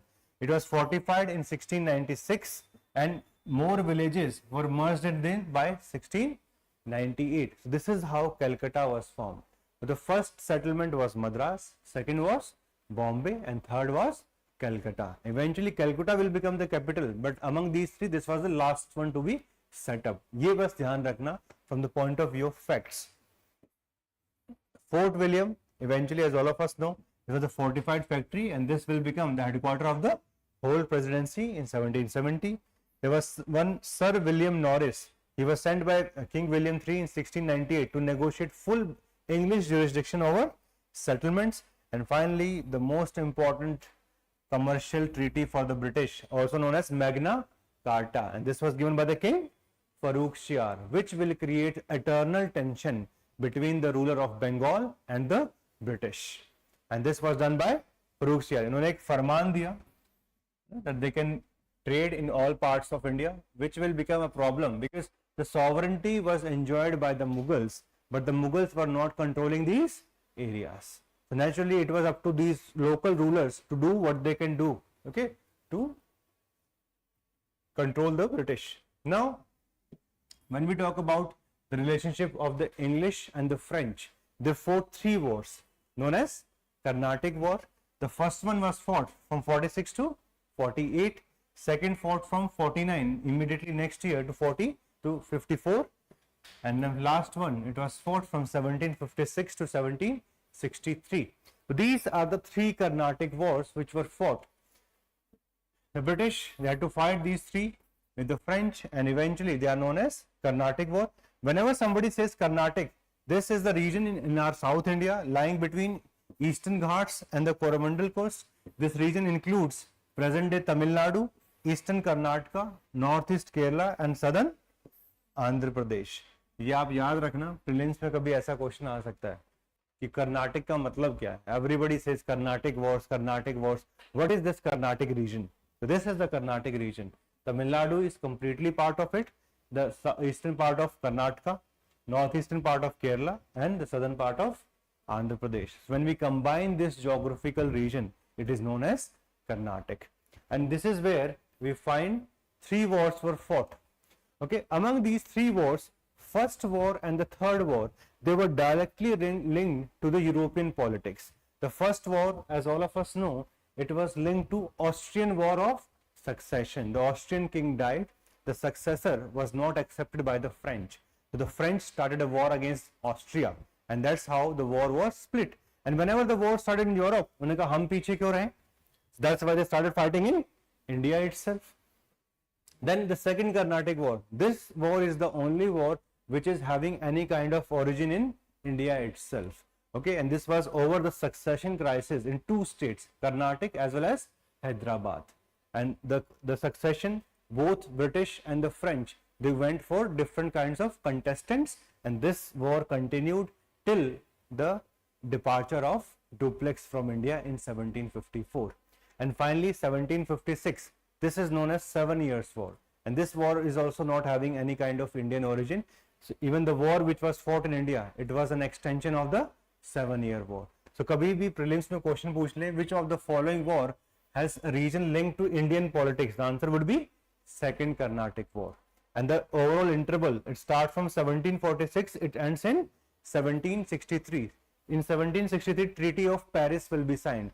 As per this Treaty of Paris, French will not be allowed to have any kind of political doing in India. उनका जो भी political control था, it ended. They will only remain a commercial entity after that. Commercial and cultural entity, not political. They will not have any kind of peace treaty signed with any of the Indian power, or any kind of war can be fought by them. So this, after this, the British has to only focus on controlling the rest of the Indian territories. As you can see, during this war itself, one major battle was fought, and this was the Battle of Plassey. The Battle of Plassey was fought in 1757. Okay, and after 1757, the British got a lot of resources, and these resources could be easily utilized in defeating the French. And then in 1764, immediately after the third Carnatic War, we have the Battle of Buxar. Okay, so ध्यान रखना, ये points इसलिए याद रखने पड़ते हैं because eventually UPSC में कभी भी question chronology के ऊपर आ जाए, so you should remember it.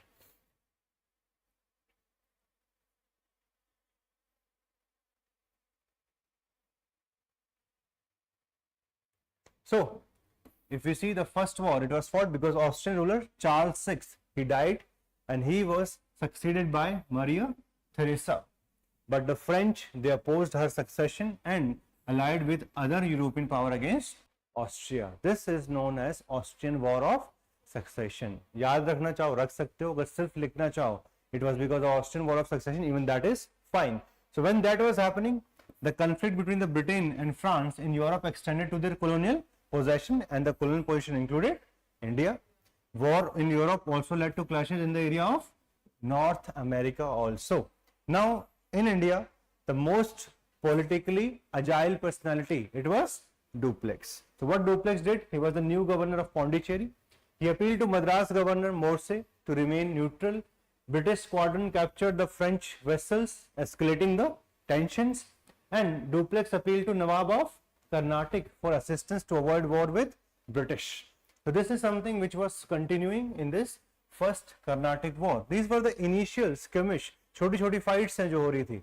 But the major naval battle, this was fought by one of the governor general of the French, and he was not from India. He was from Mauritius area, and his name is La Bourdonnais. So he came, he arrived with 8 warships, okay, and he was able to defeat the British squadron Patton, and eventually the British, they ran away to the area of Hooghly. वो छोड़ छाड़ के भाग गए यहाँ से.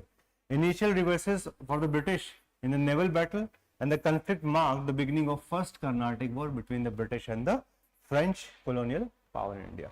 So this, when this first Carnatic War was being fought, okay, the French, they succeeded in capturing the area of Madras. उन्होंने मद्रास को कैप्चर कर लिया on 15th of September 1746. Governor Morse was asked to surrender, but the Madras governor turned to Anwaruddin. Anwaruddin, you have to remember. So he was a person who was the Nawab of Carnatic. Okay, so Anwaruddin was asked, but Dupleix, he was very clever. What he did, he talked to the Nawab. He let me capture Madras, then I will give it to you. मैं आपको तोहफे में दे दूंगा. Okay, that's something that he was clever in convincing the Nawab that he was securing Madras from the British to be handed over to him. तो उन्होंने कहा चलो ठीक है, तो अच्छा है. That person is going to be helpful to me. So on 21st September, the English were forced to part with Madras, but when the Nawab of Carnatic, or Anwaruddin, he asked the French to hand over Madras to him as promised, the French dodged. उन्होंने मना कर दिया कि ऐसी तो बात ही नहीं हुई हमारी कुछ, है ना, कि मद्रास तो हमारा है, हमने लड़ा है. Thereupon the Nawab sent a force of around 10,000 men, and with the command of Mahfuz Khan. Okay, so the first Carnatic War was getting fought between the British and the French, but this area was under the control of Anwaruddin. Look, please understand, आपका area है तो sovereignty किसकी होगी? नवाब की. If few people are fighting, it becomes a law and order issue for them. What will they say? Stop it, बंद करो. So that's something that he said. But the French said, we are going to capture this area and आपको प्रेश कर देंगे, we'll give it to you. But that was not done. So naturally he had to send his men for that purpose. But the worst thing was, Nawab's forces, they blockaded this Fort St. George, which was held by the British. The French forces pushed Nawab's forces towards Saint Thom, and the French received reinforcement which increased their position. And finally, Mahfuz Khan attempted to halt the progress on the Adyar River. So this battle of Saint Thom, which is going to be fought, the French forces waded through Adyar River, launching severe attack on Nawab, and they suffered heavy losses in this battle. So what did we learn from the first Carnatic War? Yes, the advantage went towards the French. However, we also realized that the Indian principalities are not strong enough. They could be challenged by these trading companies. 10,000 लोग भेज रहे हो, फिर भी जाके you are getting defeated. That's not something which is going to be leading to succession, or your rule is not going to prolong or continue. Dupleix targeted Fort St. David at Cuddalore, which was held by British. They played diplomatic game, promising Nawab's flag hoisted in St. George for a week, then requesting Nawab to hand over town to British. So in a way, they defeated the Nawab first, then tried to have a link with him. Okay. And finally, the French offered gifts to Nawab to withdraw support to British. Two British attempts led by Admiral to take Pondicherry failed. And finally, when the peace came in Europe, and this treaty is known as Aix-la-Chapelle, this treaty was signed. Once this was signed, French, who were controlling Madras, this was given back to British. But this whole first war, it revealed one thing, that the Indian kings, they are not strong enough and they could be easily taken for a ride. बस मौका आपको चाहिए. And this was bound to happen in the next episode. The second episode, which is known as Second Carnatic War, it was fought from 49 to 54, roughly 5 to 6 years. And the major reason, this was because of the War of Succession happening in Hyderabad as well as Arcot. Arcot was more of a dependency of Hyderabad. Hyderabad, this became a powerful kingdom under Nizamul Mulk.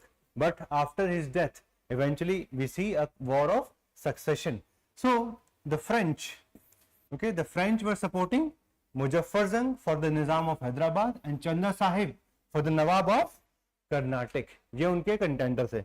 But naturally the British, they supported Nasir Jang and Muhammad Ali against the French-backed candidates. So this is how a kind of alliance was created by both of them, and this was bound to turn into the Second Carnatic War.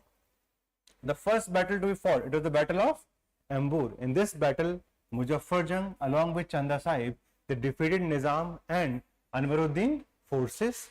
Anwaruddin in fact was killed and Chanda Sahib was declared Nawab of Carnatic. Arcot or Carnatic can be used simultaneously. कोई इसमें issue नहीं है, confuse मत होना उसमें.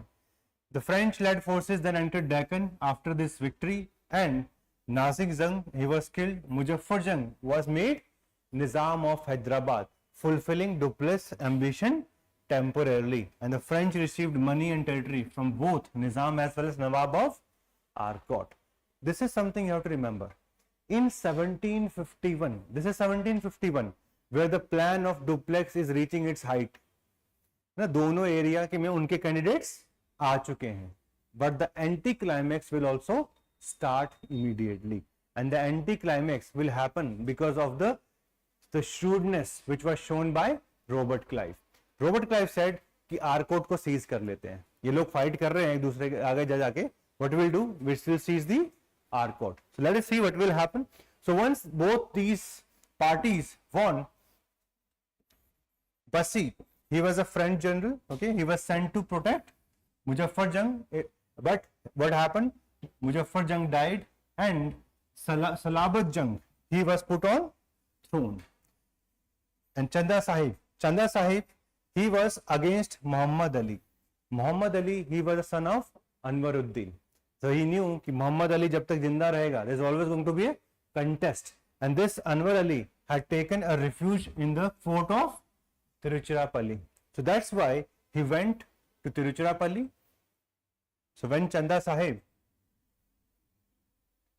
went to Tiruchirappalli, the most important role will be played by Clive, because उनका focus Tiruchirappalli भी रहेगा, and Robert Clive will say we should go towards Arcot, और ये वापस उनके लिए आएंगे, and that's how the British changed the overall position. So let us just see what is the role of Robert Clive. तो अगर हम इनकी बात करें, early life, born in September 1725, कोई इंटरेस्ट नहीं था इनका स्टडीज में, है ना, expelled from the school for 3 times, still creator of the biggest empire in the world and the British Empire in India. His father somehow secured a writer's post. तो initially a clerk थे. He was a clerk in the East India Company and sent to Madras to work for the company. Promoted eventually as the governor of the fort of St. David, involved in the Carnatic War and the most famous, the siege of Tiruchirappalli. This is his initial contribution. Please remember, this siege of Tiruchirappalli is very, very important. Why? This is from where the fortunes of French started declining. Okay, and this is where his role comes into the picture, and won the decisive battle of Plassey, laying the foundation for British Empire. So if we see his profile, so he was responsible for the Plassey, because this Plassey as a battle was not sanctioned by the company. Company ने इसको sanction नहीं किया था. Company was saying that ऐसे काम मत करो, because they were literally fighting in South India. Already the war had started, but he said, I have better plans, and these better plans turned into the Battle of Plassey, because naturally it was won not with the military strength, it was won only with the treachery. Secured the Diwani rights from the Mughal Emperor, 1764. He himself became very wealthy. He was able to purchase many cities in England. His father used to send him written letters कि इस बार कौन सा खरीदना है, पहले ही बता दो, पैसा कितना आ रहा है, मैं पहले से सिटी के ऊपर भोली लगा के बैठ जाता हूँ. Okay, so that's how he used to get a lot of money from the Jagirs in Bengal. When he returned to England, okay, he faced parliamentary inquiry over the corruption allegations. Despite being exonerated, इनको free कर दिया था कि नहीं, इन्होंने कोई गलती नहीं है, whatever it is. Even though he was a corrupt person, he committed suicide and controversy over public pressure. Some people say that he committed suicide because eventually he realized that he has done large number of mistakes. So that mental agony, पश्चाताप करने का एक तरीका क्या था? He eventually gave his life in between.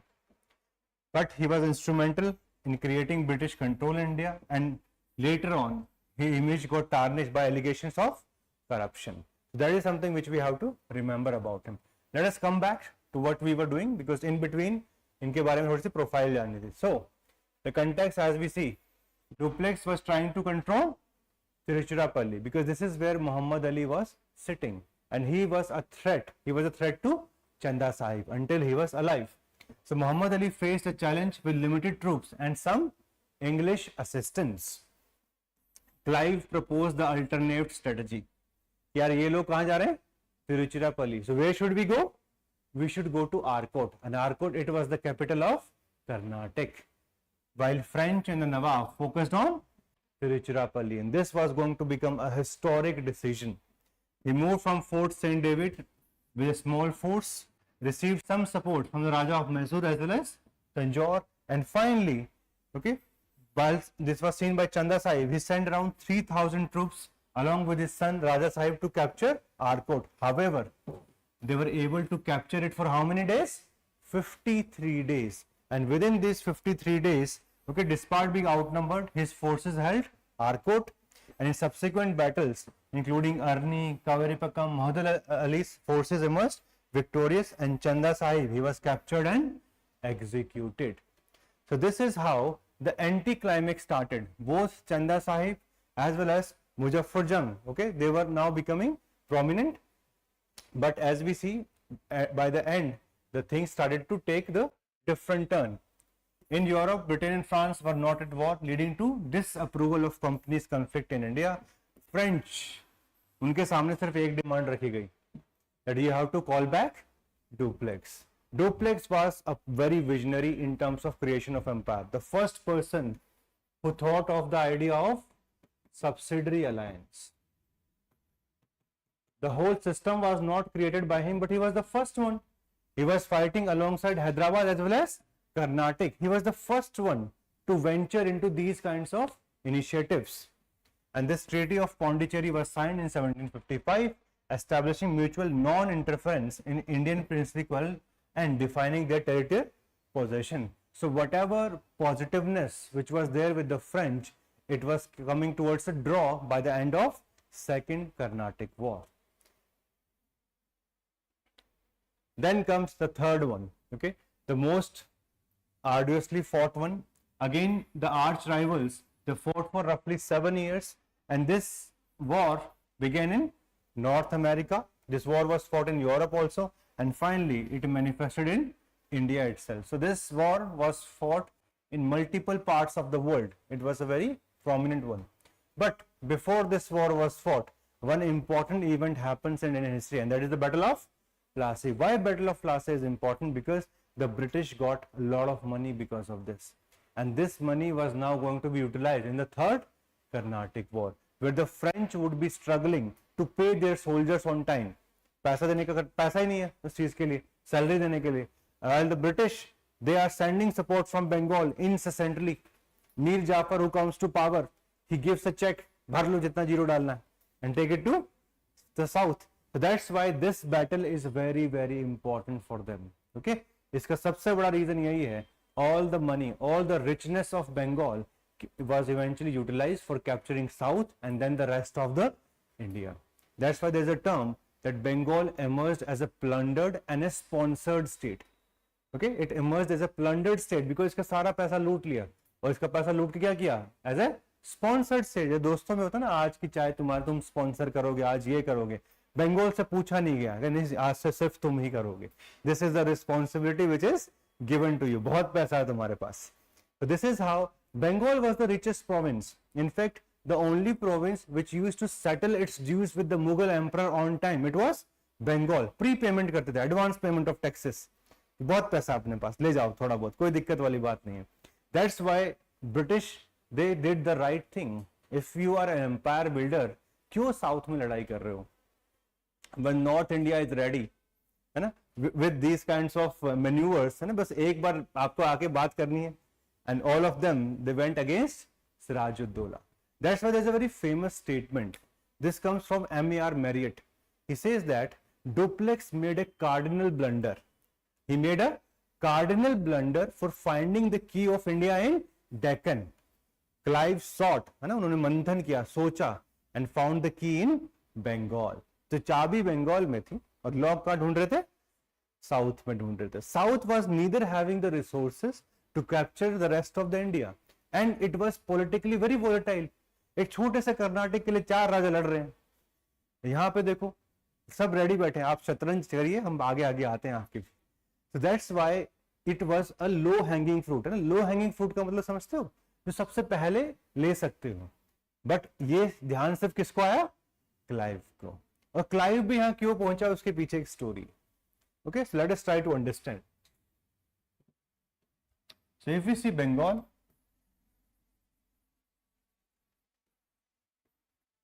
there was a transfer of power in 1756.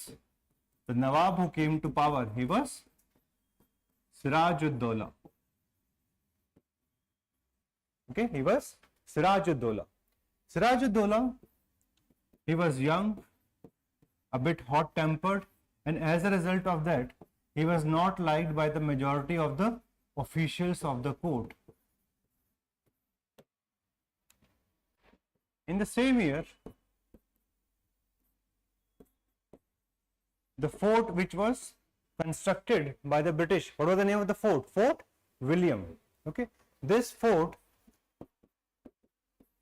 was being fortified. Fortified means उसको bunker बना के पूरा उसको मिलिट्री वेपन सेटअप कर रहे थे. Okay, the fort was getting fortified, उसको पूरा इंफ्रास्ट्रक्चर को चेंज कर रहे थे वो लोग. But if you are creating a fort in someone's territory, that person is bound to get affected by this. So that's why the nawab Siraj-ud-Daulah he said to the English कि बंद करो ये सब, this is my area and you take permission first. But this was not liked by the British. They kept on continuing building their fort and fortifying it. Siraj-ud-Dowla went, he defeated the British. Okay, but when he defeated the British, some of his officials, they put all the prisoners in one room. This room was having very poor ventilation and many of them, they died the next day when the door was opened. So this event is known as Black Hole Tragedy. Okay, this event is known as Black Hole Tragedy. When this Black Hole Tragedy happened in 1756, as a result of this, Clive started his journey from. Okay, he started his journey. कि चलो मैं देख के आता हूँ क्या चल रहा है वहाँ पे. Because this was becoming a town. Town की talk बन गया था main. That some of the people, some of the British people, they have been killed by the Nawab, and that too mercilessly. He started his journey from October 1756, arrived by December, signed a treaty with the Nawab 1757. In fact, यार नवाब ने कहा चलो गलती हो गई, काम करते हैं, whatever privileges you were having वो आपकी हो गई. This is known as Treaty of Alinagar. This was signed in Feb 1757. Treaty signed कर ली. However, he realized the whole court of the Nawab is ready for the power change. हर कोई ready बैठा हुआ है कि आप बताइए बस ना कब गोली चलानी है. So he realized Mir Jafar, who is the commander in chief, he realized Jagat Seth, who is taking care of the whole of the economy of Bengal. All of them, they are ready for this. So that's why, after creating this alliance, unholy alliance, in March 1757, he first attacked the French in Chandarnagar, and then by June 1757, we see the Battle of Plassey. There is a specific trend which we see, that he came to Bengal because of the Black Hole tragedy. But when he came, he realized कि भाई चलो ठीक है इसको settle कर लेते हैं. So he tried to settle it by signing the Treaty of Alinagar. But after signing the Treaty of Alinagar, he realized that all the people are ready. They are ready for the change of power, change of guard, because nobody likes Siraj-ud-Dowla. And that's why, after setting that alliance, first he defeated the French, because he knew the French are going to support the Nawab. That was going to be clear. So first he defeated the French, and then he went towards this Battle of Plassey. This Battle of Plassey is very infamous. Why it's very infamous? The reason is very clear. Mir Jafar, he was having the strength of 50,000 people, and the whole number of forces of the British, they were less than 3,000. अब 3,000 लोग 50,000 लोग को हरा सकते हैं क्या? Yes, with modern arms and ammunition it is possible, but in those times arms were not that modern कि जो मन में चाहे कर लोगे. It is not like Salman Khan entering the field कि 10,000 तो वैसे गिर जाएंगे नीचे, है ना. बॉलीवुड मूवी या मोस्टली साउथ की मूवीज में होता है, the hero gets an entry, 50 लोग इधर गिरेंगे 50 लोग इधर गिरेंगे. So that kind of situation was not there. The thing was 40,000 people were directly under the command of Mir Jafar, because he was commander in chief. They remained outside the battlefield. Battlefield से बाहर खड़े रहे. ऐसे कौन सी है ना, ऐसे कौन से commander in chief होते हैं? But he was like Mir Jafar. That's why Mir Jafar is very infamous. And then he even advised Siraj-ud-Dowla. Siraj-ud-Dowla was not in the battlefield when they lost. Siraj-ud-Dowla was advised by Mir Jafar that you go, enjoy karo capital पे, and I will just beat them and I will join you in the evening party. साथ में बैठेंगे. Siraj-ud-Dowla said, ठीक है, अच्छी बात है ये तो, मेरी जरूरत नहीं है यहाँ पे. Finally, what happened? Mir Jafar first surrendered to Robert Clive, just to show that their army has lost, and the son of Mir Jafar, he killed Siraj-ud-Dowla, and he became the Nawab himself. But this experiment was not going to be for the long run. He became the Nawab in 1757. In 1759, he tried to have an alliance with Dutch. Okay, Dutch के साथ एक alliance create करने की कोशिश की by Mir Jafar, and the Dutch, they were defeated in this famous battle of Chinsura, also known as Bedsara or Chinsura, and he was changed in 1760. He was changed in 1760, and Mir Kazim came to power. Mir Kazim was of a very sound mindset. He was a very good administrator, and he was trying to create an independent state of Bengal again. He shifted his capital. सबसे पहले कि capital ही shift कर देते हैं यहाँ से सबसे पहले. Then he created a gun factory, and then finally he was even trying to bring out the terms which were creating problems for the Indian merchants. उन्होंने जितनी भी trade पे duties वगैरह थी, all of them they were abolished. All these independent actions were not liked by the British. That's why Mir Kazim, he fled in 1763. He fled in 1763. He created an alliance. This alliance was created by signing the deals with whom? By Shuja-ud-Dowla of Awadh as well as Shah Alam II. So this is how an alliance was created, and this alliance fought a major battle in 17 1764. Okay, this battle was fought in 1764. This was a fair and square battle. It was a completely military battle, and this was won by the British. And after that, they were not going to lose that easily to anyone. So 1764, it's a defining time for Bengal and its history. A province which was going to be so much richer was now bound to get affected by it. So this is the rough story. तो पहले प्लासी को देख लेते हैं. East India Company misused the trade promise, which we already know. The company sheltered a relative of Nawab's enemy. They used to give shelter to them.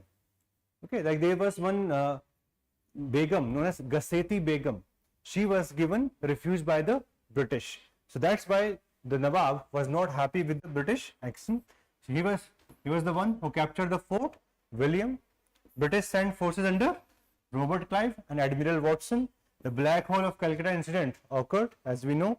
The British power transformed from commercial to territorial. Mir Jafar became Nawab. They gained privileges including sovereignty over Calcutta. Resident was set up at Nawab's court, and Mir Jafar, who was later replaced by Mir Qasim. So Mir Qasim came to power in 1760. Qasim's rebellion, why? The reason was very clear.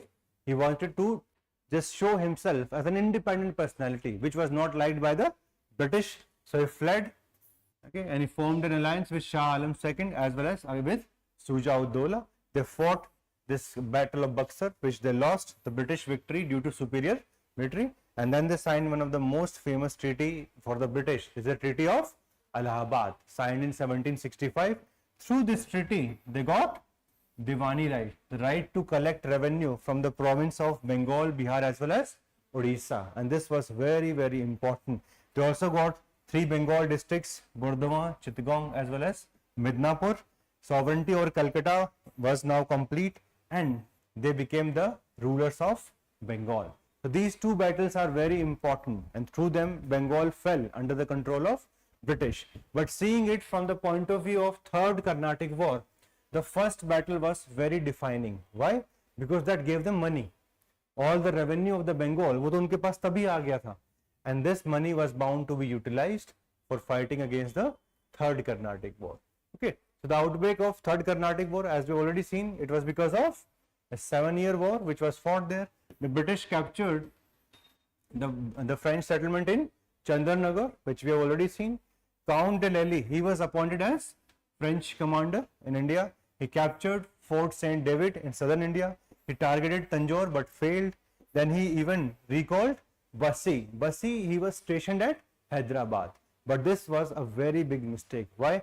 The moment Bassi left Hyderabad, Hyderabad also left out of the control of French. बाकी तो सब जाना ही था, हैदराबाद भी चला गया उसके साथ साथ में. The French lost Rajamundry, Masolipatnam. Nizam of Hyderabad switched sides, aiding the British, and this happened because who was called? Bassi was called back by Count de Lally, and British, they gained Masolipatnam and northern Sarkars. This area was gained by them. The siege of Madras, the French forces they attacked the Madras. British forces outnumbered, hold out. The French siege failed due to lack of progress, casualty on both sides, and then finally even the arrival of the British General Pocock, and the French finally retreated to Kanchipuram. The one battle which all of you are going to remember, this is the Battle of Vendy Wash. The Battle of Vendy Wash is very important because this was a defining battle, and in this the French were completely routed. And who was the person responsible for that? The name is Sir Eyre Coote. So he arrived with the British troops, okay, and this Battle of Vendy Wash was fought in January 1760. British under him defeated the French under Bassi, who is captured. The British captured the Fort Senji. They even laid siege to Pondicherry later on. They fiercely defended Pondicherry for months, but however, the British possession of Mahai also fell, and the Pondicherry also surrendered by Feb 1761. So once we see the downfall of Battle of Vendy Wash, Pondicherry fell within a month. एक महीने के अंदर वो भी खत्म हो गया by the Feb 1761. Thereafter, they signed a treaty. This treaty was again the outcome of the 7-year war, which was fought in Europe. 7-year war ended.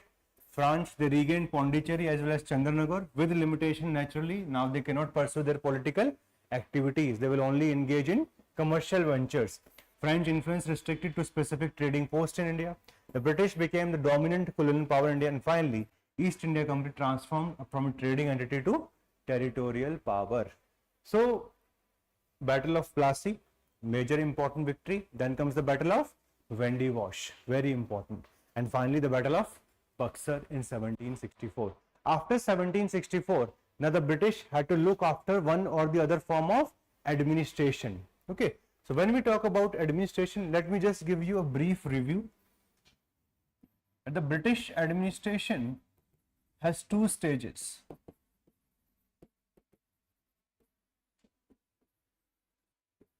The first stage we see is in Bengal. So after 1765, they created a system which is known as dual government. Okay, the system of dual government is created. How the dual government is created here? Because there were two functions of the government. One was Diwan, the second was Nizamat. दो office हुआ करते थे in the Mughals. दीवान जो finance के काम देता था, निजामत जो कि आपकी secular power, law and order के पीछे देखते थे. ठीक है, बट हियर व्हाट हैपेंड, दीवानी rights they went to English. निजामत, now here what happened, even though one nizam was appointed which was from the Bengal itself, it was superficial. Why? Because the deputy nizam was appointed by the British. Deputy nizam, just under the post of nizam, was appointed by the British, and this person could not be removed without the concurrence from the British side. So that's why in general the two functions of the government, they got divided. However, the major power, it remained with the British. This system was completely failure. This was established by Robert Clive. Okay, Robert Clive established this system. It continued for how many years? 7 years. And during this time, we have one of the most prominent famine in Bengal history. In 1769, 1760, a famine struck them. 1/3 of the population died. 1/3 of the population of Bengal died in 1769, 1770. And this was naturally an outcome of this system of government, because Nizam was not left with any power. He was only having some responsibilities. The British, they were not having any kind of responsibility. They were only enjoying power. तो इसकी वजह इस system को हम क्या बोलते हैं? They were having the power without any kind of responsibility. So this system led to downfall of agriculture, it led to downfall of commerce, it led to downfall of in general prosperity in Bengal. So that's why this system was taken down in 1772. The moment Warren Hastings came, this system was broke down. And then finally, as we know, the first regulating act, it came in 1773. तो वहां से तो फिर British parliament ही regulate करना start कर देगी. Before the regulation of the British parliament उन्होंने एक सिस्टम बनाया. This system was completely failure.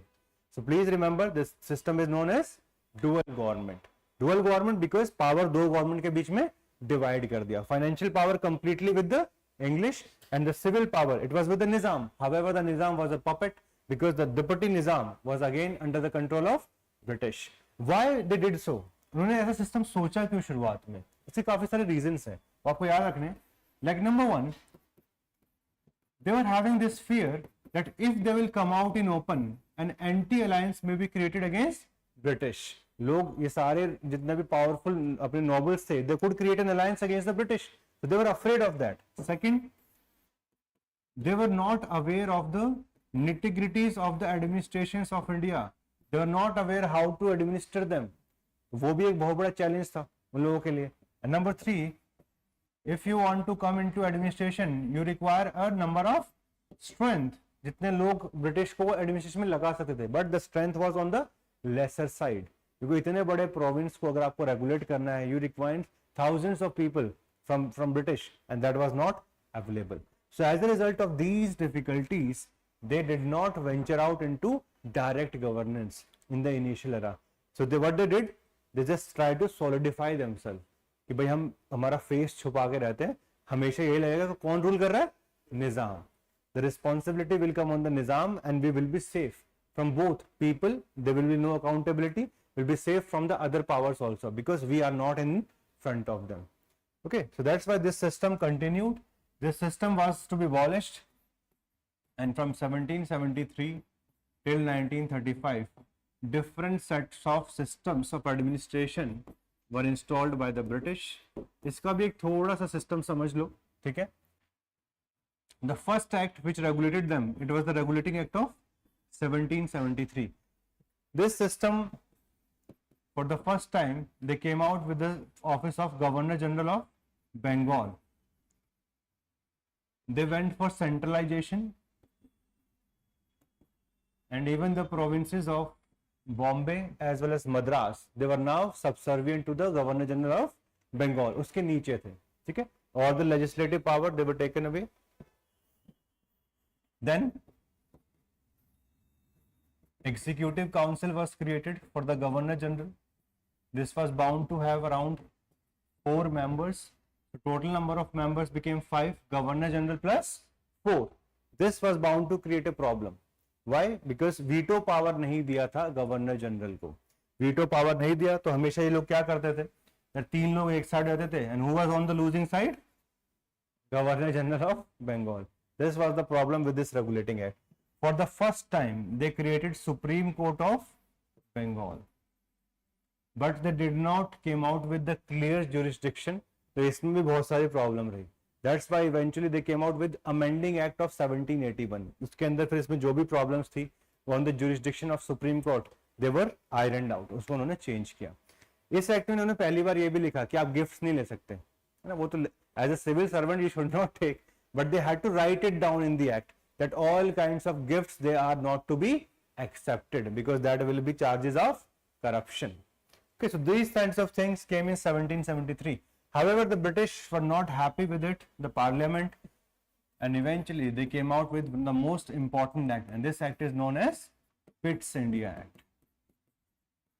This Pitt's Act is very, very important, because the system created by this act is going to continue from 1784 till 1858. बीच में सिर्फ charter acts आएंगे, they will be revising, but the structure of government will remain same. And what was the structure of government? So number 1, it created the system where the executive council was reduced to 3. Second, what do we see? We see creation of the board of control, कि जितने भी आपके function है other than revenue, they will be completely taken over by board of control, and board of control will give direction to court of directors. The court of directors were controlling the company. They will be supervised by the board of control in each and everything. They also called whatever they were having in India as possessions. So they were now recognizing that the British is creating an empire in India, and that's why this Act of 1784 is very, very important, because this created dual control of board of control as well as the court of directors. And this board of control was bound to have representatives from the Parliament of Britain. That's why this act becomes very, very important. और इसी act को बस बार बार ये repeat करते रहेंगे, charter में छोटे मोटे चेंजेस होते रहेंगे, but the Magna Carta is going to continue. So the first major Governor General that we have, that is, but before that let us just quickly see क्या क्या progress कर ली लोगों ने. First charter came from Queen Elizabeth, then Captain Hawkins attempted a trading post in Surat, did not get so, and then the most important personality is Sir Thomas Roe. Then they came out with cities, like first one was Madras, second is Bombay, and it was taken from King Charles, and then Calcutta was established by 1690 by Job Charnock. इसको आप याद रख सकते हो, ठीक है? Who established Calcutta. These became presidencies of Bombay, Madras, and Calcutta. As we have seen, after that they fought many wars. Okay. Then the first major victory was Battle of Plassey, Battle of Buxar, which transformed them into a political power, and they ruled till 1858. In 1858, the power will be taken by the crown.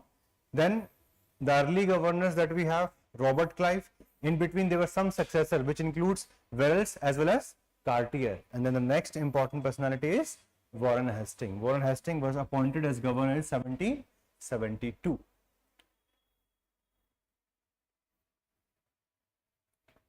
So if we see Warren Hastings, he has many achievements, okay, many achievements when he became the Governor General.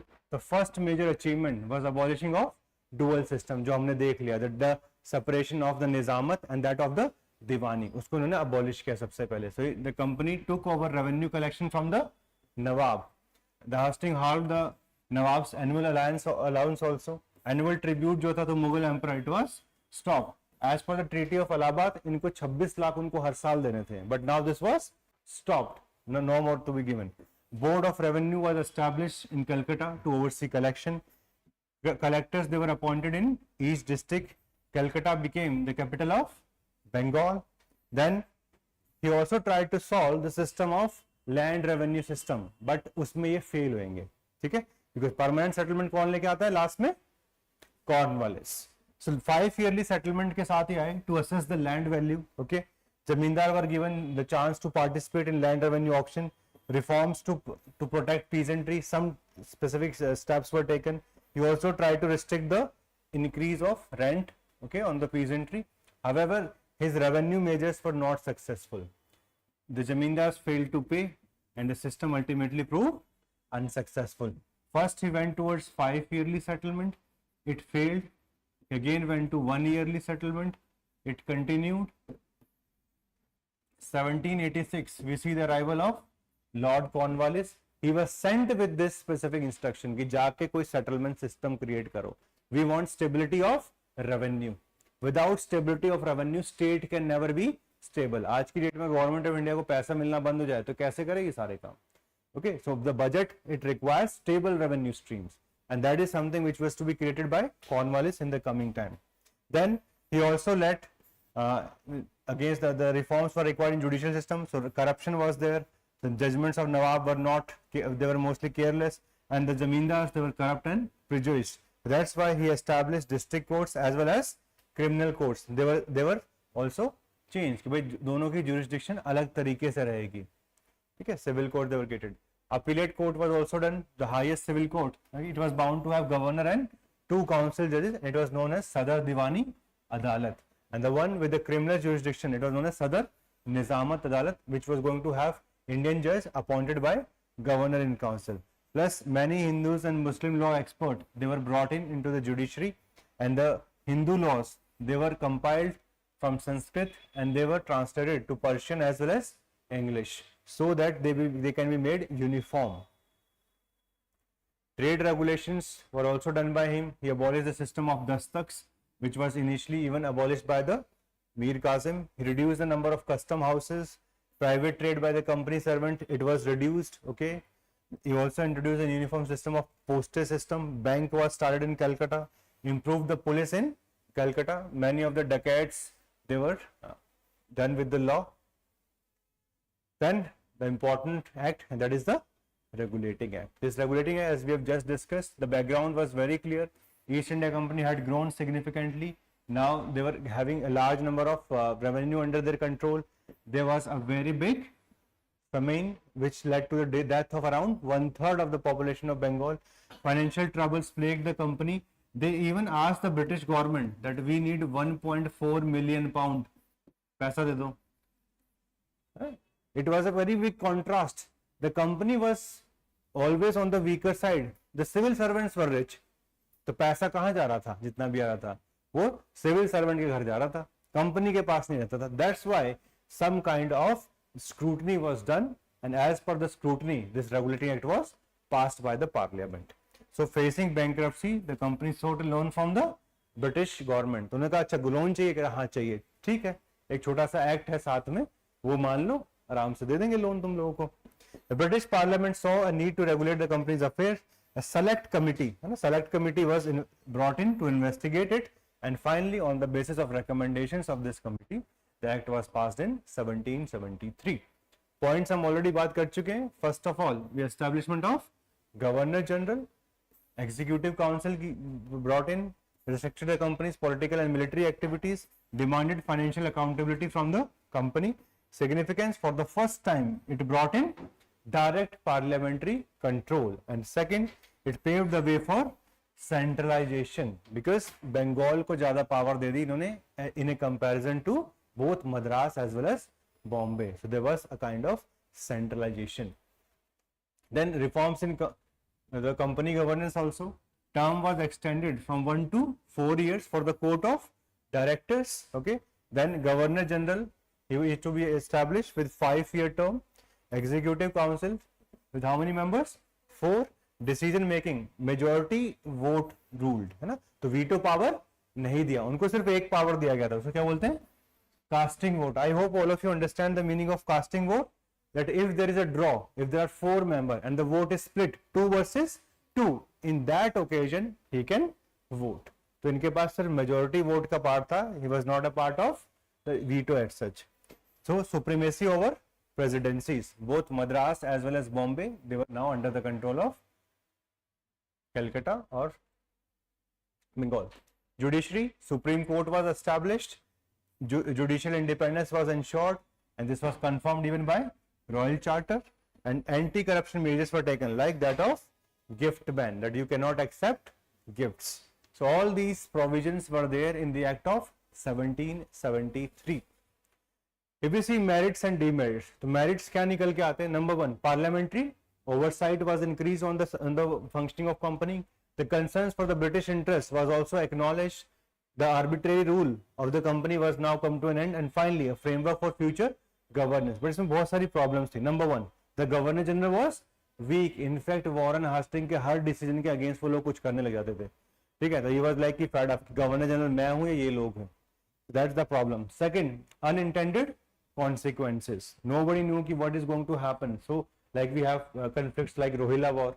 Limited scope था. बहुत बड़ा जो problem था economic exploitation of India, उसको उन्होंने कभी उस चीज को इसने नहीं किया. If we see the expansion policy of Warren Hastings, that was also a kind of failure. Why it was a failure? He fought this Rohilla war, which was relatively unsuccessful. Okay, and then he also fought against other powers, which was not desired by the court of directors. Why? Because they always thought that the wars are against the main aim of commerce. पैसा वहाँ पे खराब होना ही होना है, and that's why it was done. So he fought, as all of us know, he fought the first Anglo-Maratha war, and he also fought the second Anglo-Mysore war. तो ये दोनों war जो थे, they were fought by him. The first Anglo-Maratha war, this was because the Marathas, they were going through an internal crisis, and this internal crisis, this was after the death of their Peshwa. Then the fight between Madhavrao II and his uncle Raghunath Rao. Raghunath Rao was trying to become Peshwa, which was not supported by the rest of the nobles, including Nana Fadnavis, and that's why the British intervened. They signed Treaty of Surat with Raghunath Rao, and they said कि भाई ठीक है, we're going to support you. But then the Treaty of Purandar was signed and negotiated, but this Treaty of Purandar was not accepted by the British. Okay, and eventually they started fighting, and this fight eventually was come to an end with the Treaty of Salbai. And after Treaty of Salbai, what was done? Raghunath Rao's cause was not to be supported by the British, and during this there was a battle, but known as Battle of Vadgaon in 1779, in which the British were defeated. So that's why उन्होंने कहा भैया हम अच्छा है, हम क्या sign कर लेते हैं? Treaty sign कर लेते हैं of Salbai. Then they signed this treaty, which was important for them. Why it was important for them? Because naturally it was going to create a relief period for 20 years. The next war होगा with the Maratha, it will be fought in 1802.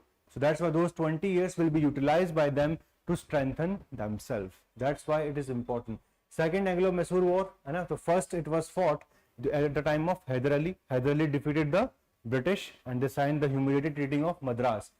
During the time of second war, the major cause, it was from the side of the Hyder Ali. Hyder Ali had said that the British has promised that they will support if there is any war against Maratha, but उन्होंने कोई support किया नहीं. So the broken trust, the British did not support Hyder Ali when they were attacked by Maratha in 1771. The wider conflict, American Revolutionary War was going on. French capture also, the British capture of Mahe, okay, also created the relationship in a very strained manner.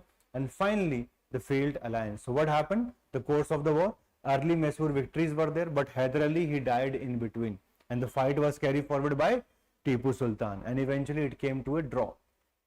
इनके साथ भी treaty sign कर ली. Finally Treaty of Mangalore was signed with them. And then finally the significance is very clear. Tipu Sultan was bound to continue with this struggle. He was not bound to stop it. Then we see the coming of Pitt's India Act. As I've told you, two types of government was created. The higher one in the Britain, it was Board of Control, having the representative even from the Parliament. Second was the Court of Director, which was retained, but it was eventually under the scrutiny of Board of Control. Reduction of Governor General Council from 4 to 3, and that too including the Commander-in-Chief. And significance is very clear. The Board of Directors control commercial function, and the rest of the function they were under the control of Board of Control. अब हर चीज के ऊपर उनका हाथ आएगा, ठीक है. Then at the time when Warren Hastings was in power, he left India in 1785. और उनके ऊपर बहुत सारे charges थे. His accusation including the why he fought the Rohilla War, the execution of Nanda Kumar, treatment of Raja Chet Singh of Banaras, as well as the pressure on the Begums of Awadh for extracting as much money as possible. So that's why he left, okay, in 1785, and he continued this struggle till 1795, and then finally he was acquitted. Okay, so in between जब उनके ऊपर ये accusation हुए तो इन्होंने क्या कर दिया, resign कर दिया. And the Pitt's India Act was seen as a criticism of his rule, कि जैसे rule कर रहे थे वैसे rule नहीं करना चाहिए. Nanda Kumar, he was an influential official, he was hanged for forgery. Then there was Raja Chet Singh, he was heavily fined and deposed by him, which was unjust. And finally the Begums of Awadh, they helped the Nawab of Awadh pressure his mother and for granting maximum number of money. So all those things were something which was not very prominent as a personality of Governor General. If we see his estimate, he was successful in some, but he was not successful in the others. Like if we see his major pitfalls, एक तो इसके expansion policy was mostly a failure. Second, he was somebody who was not able to come out with a final solution for the collection of finance. कोई system नहीं create कर पाया उसके लिए. Police reforms, they were inadequate. तो बहुत सारी चीजें थी जो कि work कौन complete करेगा, Cornwallis आगे करेंगे. Okay, but कुछ positives थे which he was able to do during his reign. So from Cornwallis we'll start tomorrow. Cornwallis is something a very important topic for us because permanent settlement पे question बहुत regularly आता है.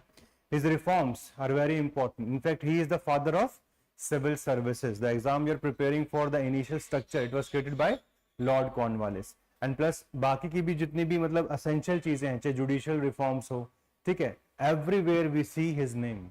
So Lord Cornwallis is somebody who is very, very important. Police reform, judicial reform, civil service reforms. In fact, he was the first one to raise the salary of a civil servant, कि उसको आगे जाके corruption करने का मन ही ना करे.